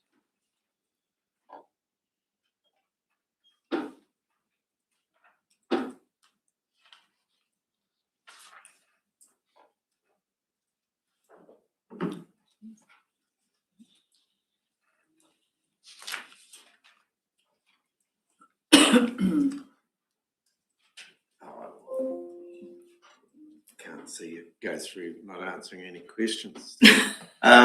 The warrant of appointments, I see there's a fair stack there. Do they only get done at a certain time of the year, or is this all of a sudden we need all these people or is that just renewals or? We did do a change in contract. So as if you change contract, you need to change those that are warranted under contract. Oh, right. So all those under the Dog Control Act, they all do with dog control, about 7 or 8 of them. Yes, because it talks about after hours, so we contract after hours. Right. Yes. Okay. Further questions for Steve? Councillors? Well, someone like to move recommendation 1? Yeah. Moved, seconded by councillor Frost. Would anyone like to recommend the council approves the fixing of its seal under the hands of chief executive? Assuming it's 1 and 2, your worship, I guess going to do. Right. Be quickest. Okay then. We're happy to receive them both, 1 and 2. Always on for efficiency. All those in favour, please say aye. Aye. Carried. Right, page 169, Community Services Department. There's a mighty fine looking lineup down there, isn't there, councillors? We're outnumbered. Welcome, Mike. Thank you, Your Worship. Happy to take, I guess, the report as read. Obviously, it covers the diverse and broad range of activities within community services.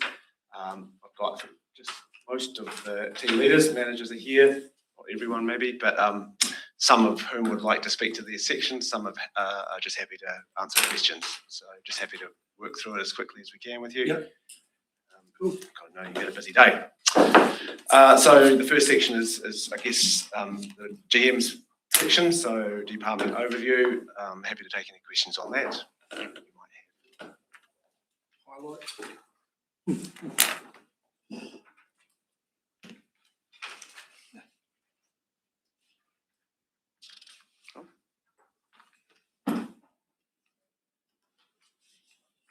Yes. No.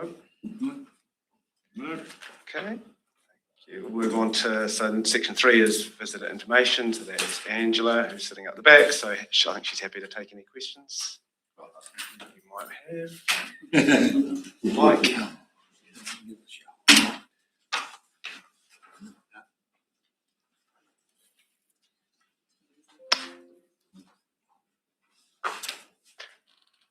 I guess there's one thing that I would add, I guess, that we should probably cover here is that I've been doing quite a bit of work with Ange and also with Linda from Clutha Development to trying to firm up that relationship a little bit and just, I guess understand that almost have an MOU, I guess, between the two. So we have some clearer understanding of what's happening there. So that's been really good. I appreciate both their help on that. Cool. Next one. Good to hear, Mike. Is number 4 is libraries, and I don't think Melissa is here. No. But I can answer any questions, maybe. Obviously, there's work going on in Tapanui still. I think Jules had a question. Oh, sorry, Jules. Just through you, Your Worship, on page 197, I was just interested in what the latest in-library death cafe discussion was. Oh, okay. But you probably can't answer that. No, I can't. Sorry, but Melissa's not here, but I can get back to you, Jules. Yes. Whereabouts do you see that? Jules? Page 197. You know, Vicky? Well, I've heard of it through Your Worship. It's I believe it's a group of people getting together just to talk about getting prepared for death and organised in that area. Thank you very much. So I did, just sticking with libraries, I did have went to a meeting last night in Tapanui, and we obviously, yes, I'd say just progressing that that development together with the West Otago Community Centre. It's going really well. Number 5 is community facilities. Darwin, nothing to add. Is that correct? Happy to take questions on what's happening with community facilities. Healthy homes is going well. Just about on top of that. 100%. Cha-ching. Okay. Community development, Lily, come on.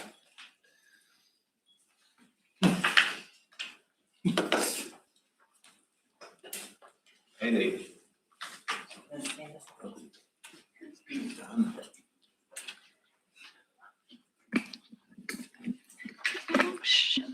Hold it. I'm not that tall. It's okay. Through your worship, the only addition I'd like to speak to for my section of the department report is, as part of our department report to the 5th of March council meeting, we shared that we were making a submission to Ministry of Social Development's He Pūtama Rangatahi program for funding to deliver a 26-week program to youth aged 15 to 18 who are not in employment, education or training. As of last Friday, Mike and I found out that we have been successful in obtaining that funding, which is very exciting. Further to that, the proposed program, just to give you a bit of detail, is an adaptation and extension of the already established job opportunities.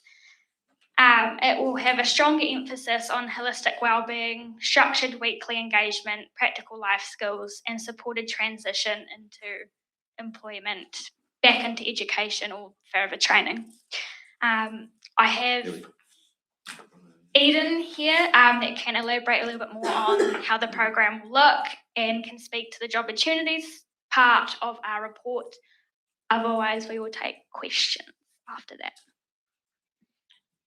Yeah, so the program will focus with job opportunities currently. Can you hear me without it? Or do I need to speak into it? You need to because the people that are. Okay. I have my phone. Is because job opportunities right now with the MSD contract is only 18 to 25-year-olds. There was still that gap of the 15 to 18 that's quite needed in our district. So it'll run smoothly alongside with having both contracts still getting fulfilled. And it's going to look like for the program we sort of developed as like a Wednesday afternoon will be like a holistic approach where we get together with the young people, go for a walk, check in, have food together. The Thursday will be like kind of a classroom setting where they're making sure they have their real me, getting their licenses, upskilling. And then on the Friday, they will go out and do work experience. So that's sort of the overview, and the idea is that it's going to help these kids gain skills, also have role models in the workplace, get references. And then after the 26 weeks, move on to employment with the support of the, HPR contract people. So it's just a different approach, and it's definitely needed in our community because we still, Ollie and myself are still pulled into schools all the time to help these young kids, but it's a way that they can be engaged in a program weekly, gaining that routine, and as well helping them just overall, because some people aren't as lucky to have role models growing up, so it's just a way for them to have it through the workforce. How much was for the benefit of the council is the approved funding that we got? The approved funding is for 20 young people per year, so the contract is for 3 years. So we will get $200,000 per year to deliver the program. Yep. And that's because they're looking at the targeted kids are the more high need young people, so that'll be identified through the schools and stuff, and possibly through like able minds who are dealing with the kids that are, I forgot the word, when you're not at school. Yeah, like needs, the ones that aren't attending and are having those issues with truancy and stuff. It'll be highlighting those sort of kids that sometimes maybe just end up at home with actually no support. Sound familiar, Councillor Campbell? So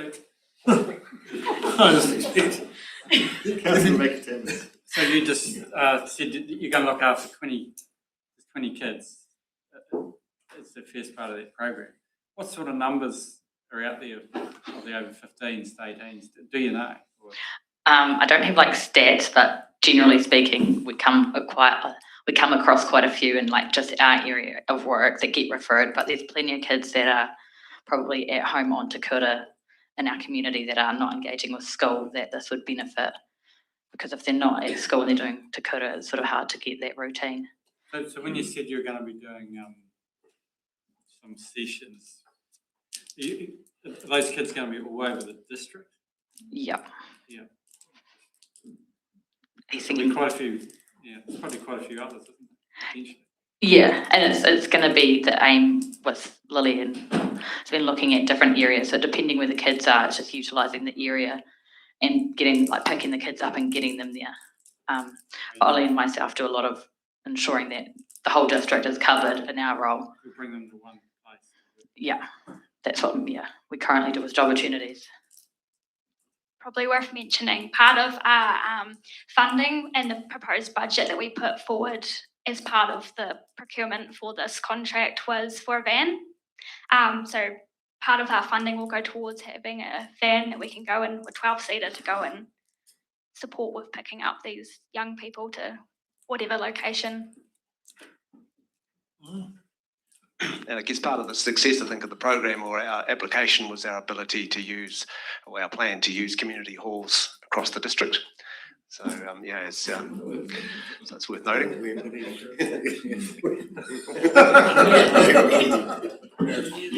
Councillor Graham. Excuse me, Councillor Graham's got a question. Yeah, while these kids are on this course, one of the good word, are they getting paid? Are they on a benefit or a training benefit or something like that? Or No, because they're in that 16 to 18 bracket, so they wouldn't be able to go on the benefit anyway.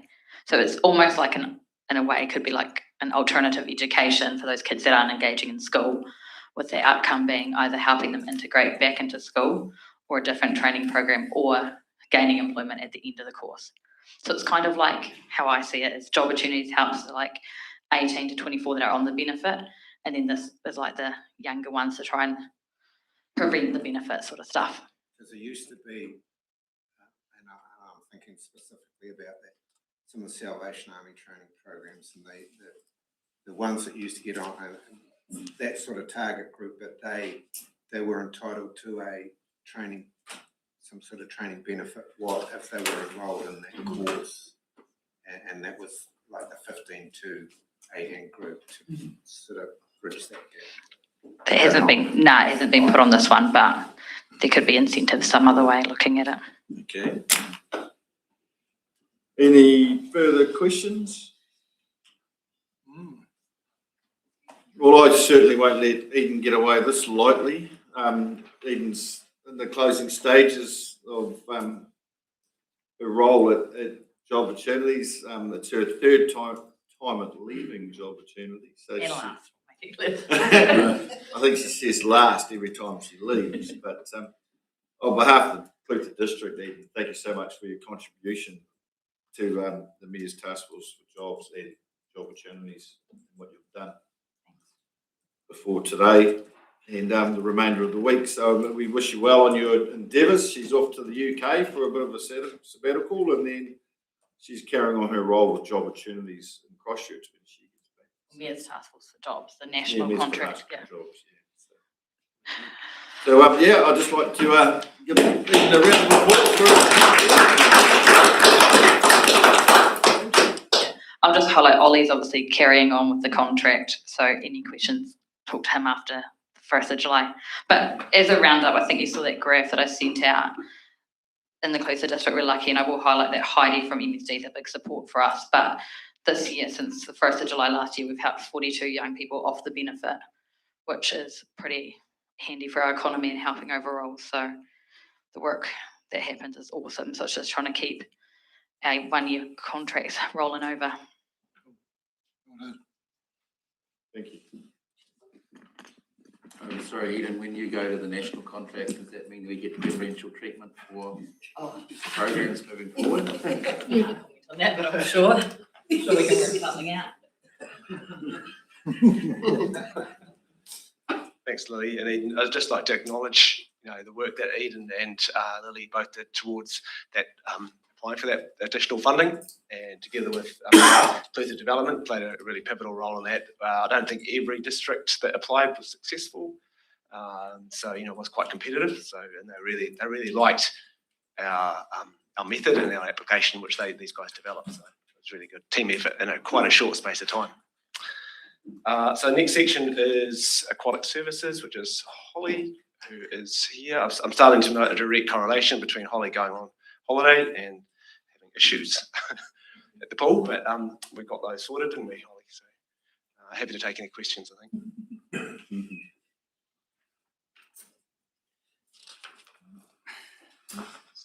Right.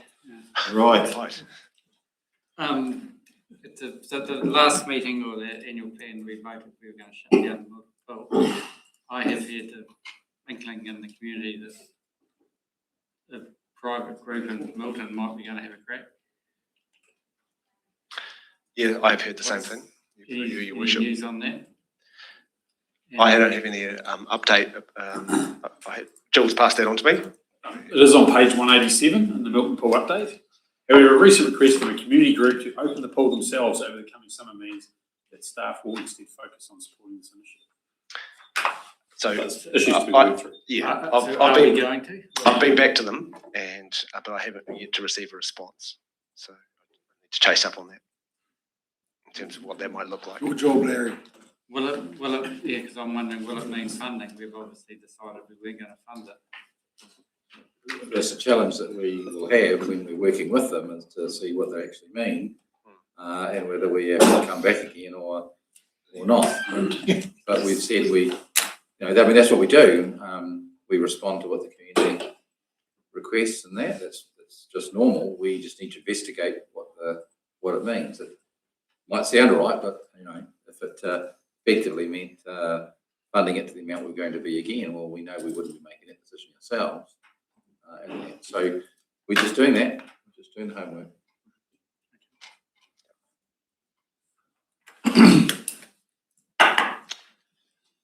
Okay, that is in the report, but no update to that. Last section is Clutha Development, and Linda, I think, would like to speak to that. Thanks.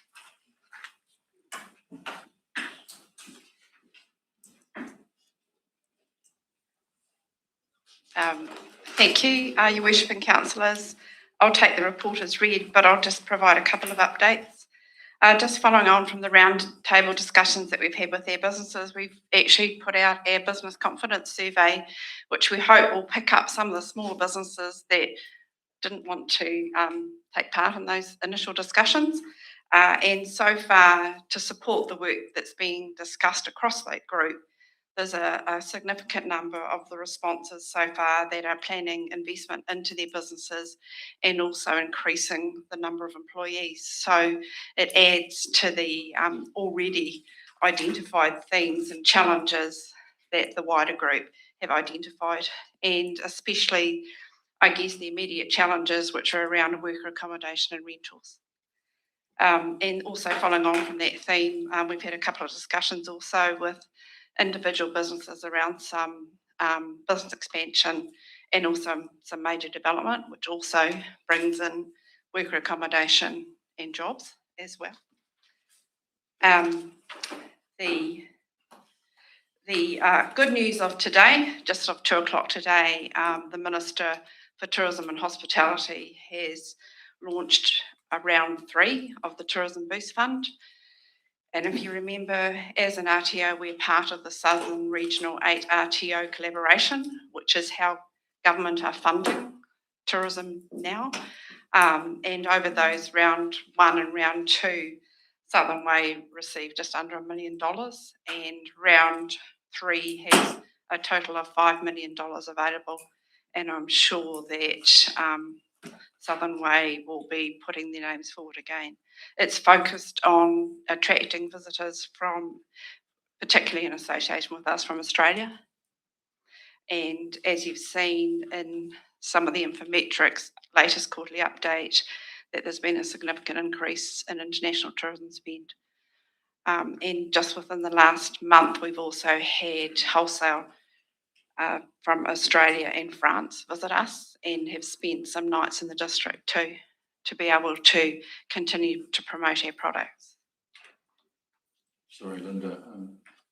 That funding though, is that for just pure marketing? Yeah, it's pure marketing packages. Doesn't offset anything that we might have been proposing the LTP in terms of destination stuff that we were doing? No, but it certainly, it doesn't mean, it means that we don't have to contribute marketing dollars, which we don't have. We're part of that collaboration.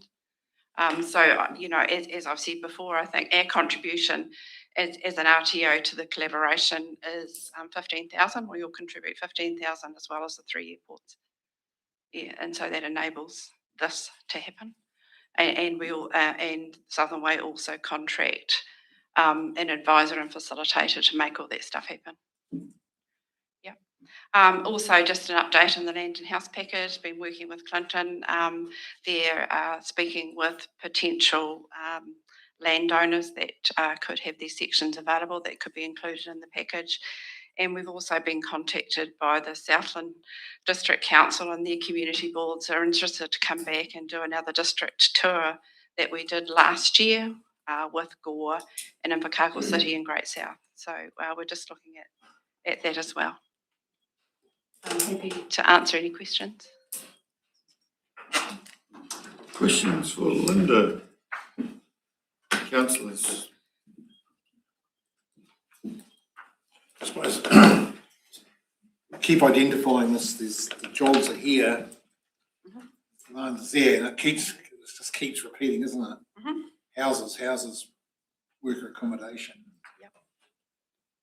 I suppose how are we going to achieve the affordable housing across our district to catch up?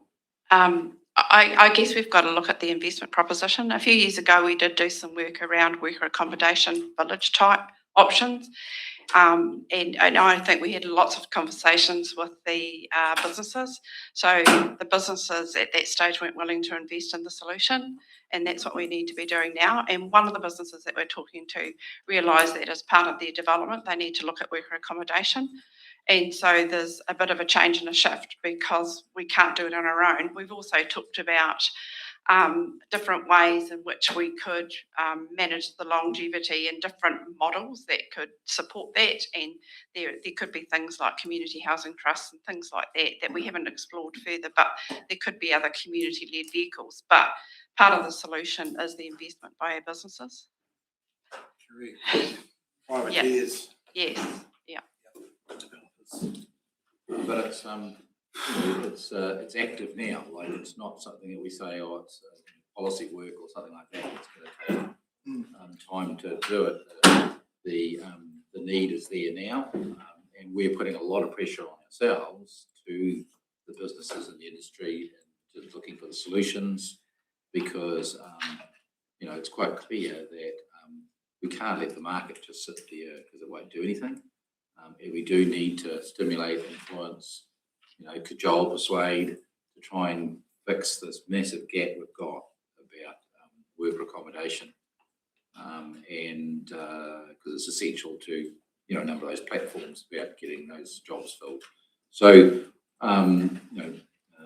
whilst we're doing this LTP work and we're looking at the priorities on that, we're actually moving it already to actively and proactively get into the problem we've got now, and with a bit of luck, we'll find some solutions, get agreements, and there'll be things actually happening. It's not waiting for LTP work. Yeah, so is there some form of getting towards a fast track? We've identified 160 jobs. You've made a match. But what's stopping that from actually happening is places to live. So are we? Yeah, so there's a need for medium-term additional accommodation through building. Absolutely, we need to be finding solutions for that because that's setting up for the future. And whilst we don't have that, there's that crisis sort of work that needs to be done to try and identify available rooms, buildings. So it's effectively what's there now that can be turned into accommodation. That's the immediate stuff that's happening too, but they're two complementary things that are actually happening now. And sitting alongside to support that is when we've been speaking with our businesses is that when you're creating worker accommodation, it's that pastoral care and management of that that sits alongside that. It's a key part. The other constraint will be capital, either from whoever is going to build the houses. To do that. At some point, someone has to be brave enough to pull the trigger. Could be a good opportunity for Councillor Kettle to divest No. Some of his treasure. Hey. It's too high. Serious. Any further questions for Linda? Thanks. Thank you, Linda. Your Worship, I just note that there is an attachment to our report, which is about recent activity in across the 5 district libraries.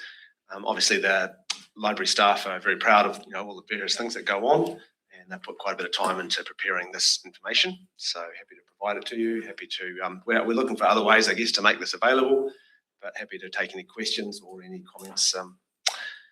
About all that stuff as well.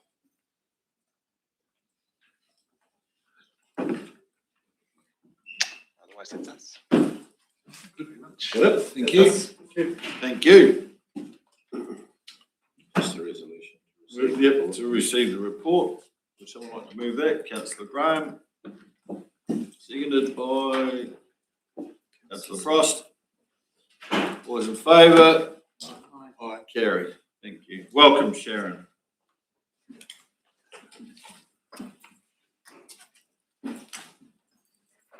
Thank you, Your Worship. We're going to take this report as read too unless there's any questions, except we just wanted to make one kind of notable mention.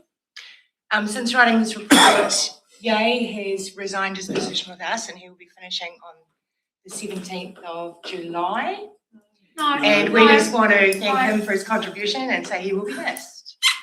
No, we don't accept. You don't accept his resignation? No. So other than that, we will take the report as read. Any questions for Sharon? I just said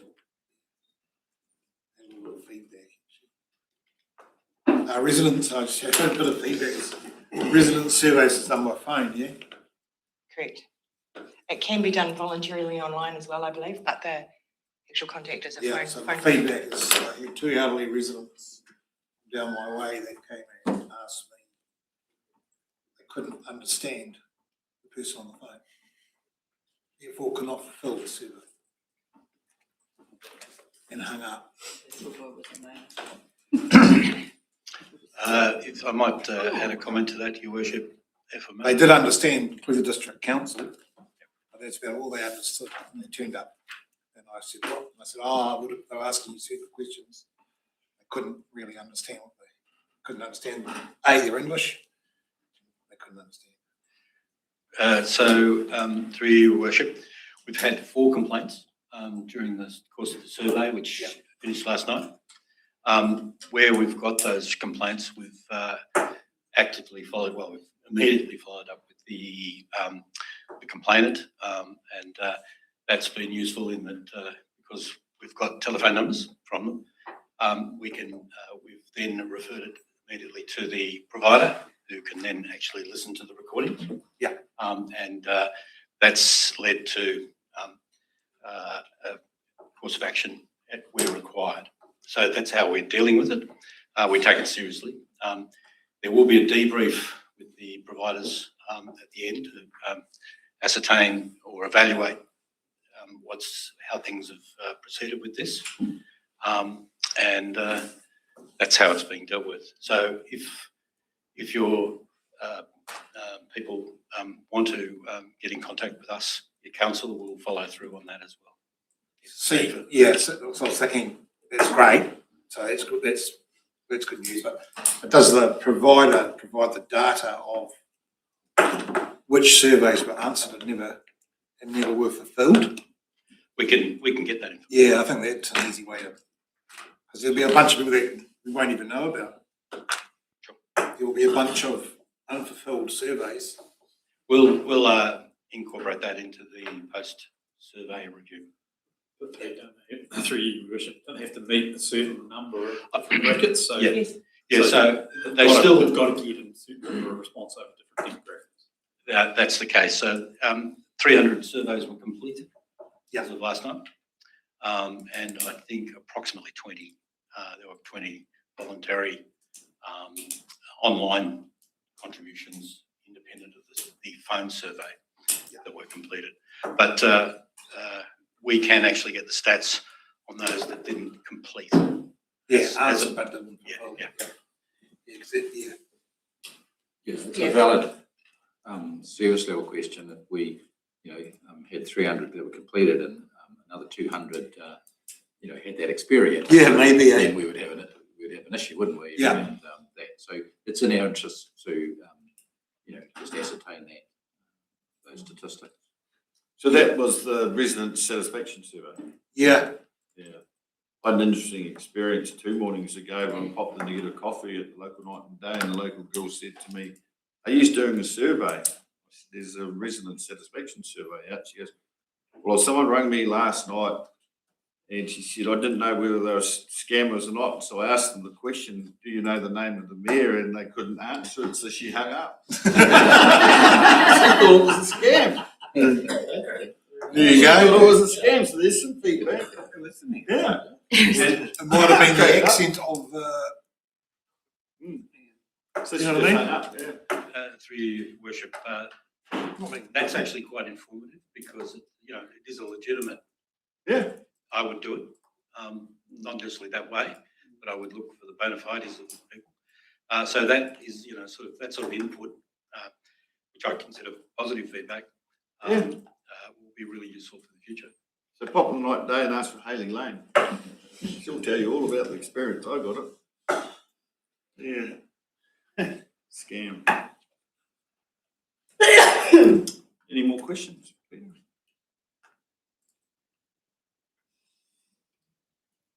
Are you going to let you go that easy?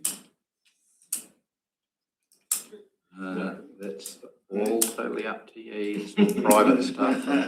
We wouldn't even suggest to explain why he's going. No, I'm talking about, do we chain him up or what do we do? Oh, thank you, Pete. 17. We back before then? Just on these reports too, Dane and Sharon and I talked about it that last portfolio. Like we haven't got a huge amount in here, but a lot of it, because there's a whole heap of stuff gets thrown at us at risk and assurance and stuff too. And even some of this, we contemplated whether like some of those property rebates, et cetera, but then we thought, well, we've got to have something to put in here. So. But the bones of a lot of this does come through the risk and assurance. Yeah, and this time I've actually marked no change on some things because they haven't changed. There's been no change. So it's still there, but we're still working through. We're going to work through perhaps putting it in a different way. It doesn't have to be long. Are they quite good engagers when you do get them in the room, Sharon? Yes, Your Worship, it was very good. Great. You're asking for a public statement, aren't you, Your Worship? Just asking for a friend. Grinning, we are grinning. Councillor Frost. Yeah, Sharon, can you just tell what's the percentage of applications received this year was 780, and what's that as a percentage of rateable units? Through you, Your Worship, I'd have to get back to you on that. Sorry, I haven't worked that out.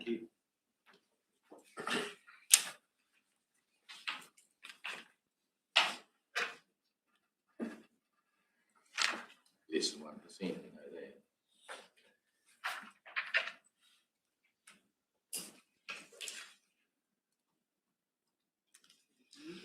No further questions?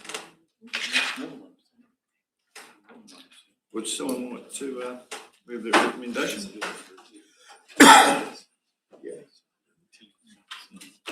Councillor Harrison. Seconder. Councillor McAtamney. All those in favour? Carry. Thank you. Yes. Thank you.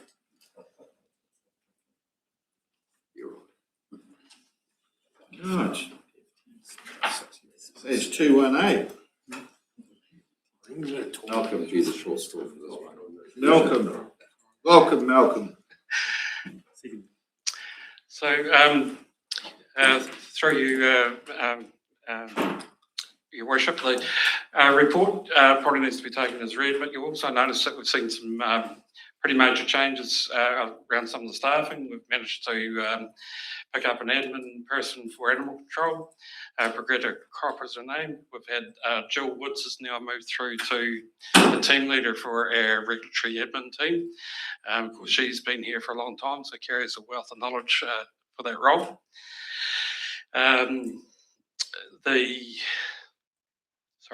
Olivia has been away on leave for I think 5 weeks. So the planning team have been sort of fending for themselves, and to my knowledge, they've done it quite well.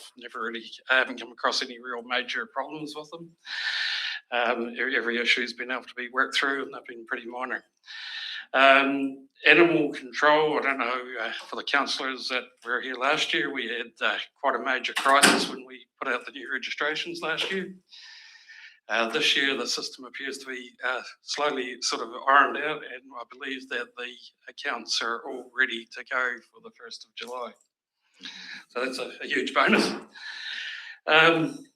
With building, just some interesting facts for you. May had quite a high number of consents for the current climate out there. We had 49 consents issued in May. Average processing time across those consents seems to be sitting around 11 days for about the last 3 months, which is really quite good. Just out of those, we're averaging around about 5 residential dwellings a month, which is not too bad, especially under the current economic climate out there. Interesting enough, we're seeing quite a bit of expenditure and more in the industrial areas of farming and that. We've had a large number of herd homes being built over the last 3 or 4 months.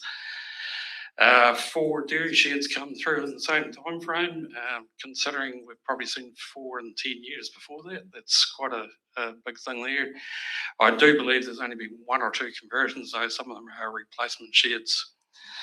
And we also have one of our biggest employers in the district doing some expansion on their chillers down at Finnegan.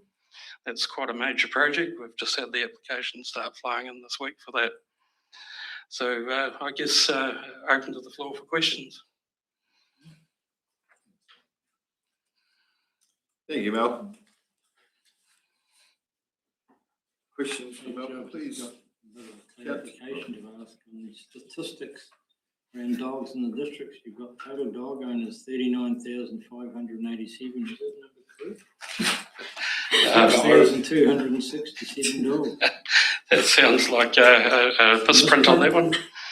Through you, Your Worship. I'll have to get the animal control to check on that figuring and update it. There might be a few people out there with 101 Dalmatians.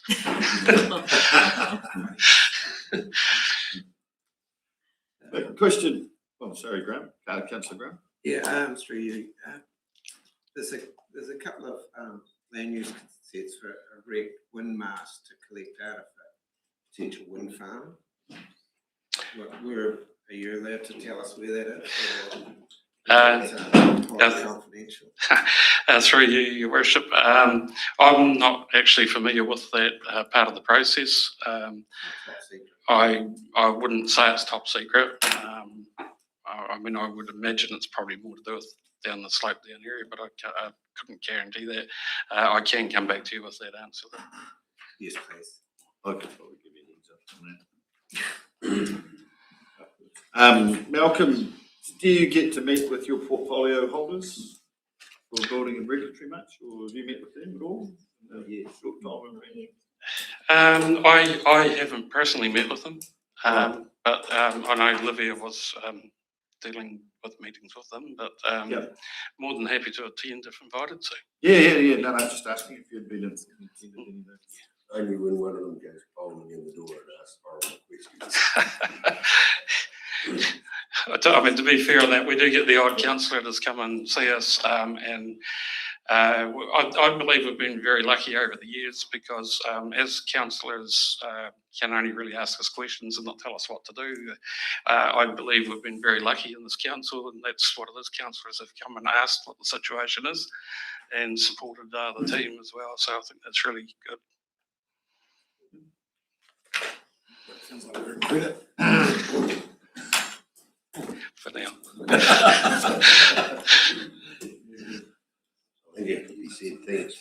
wise words and occasions too, Malcolm. Any further questions? Oh, thank you for stepping in for Olivia's there, Malcolm.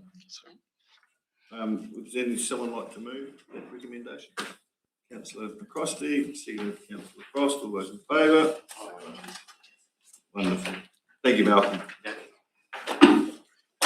Well, if we could finish the live stream, because reasons to move to public excluded, item number 17, called by Steve.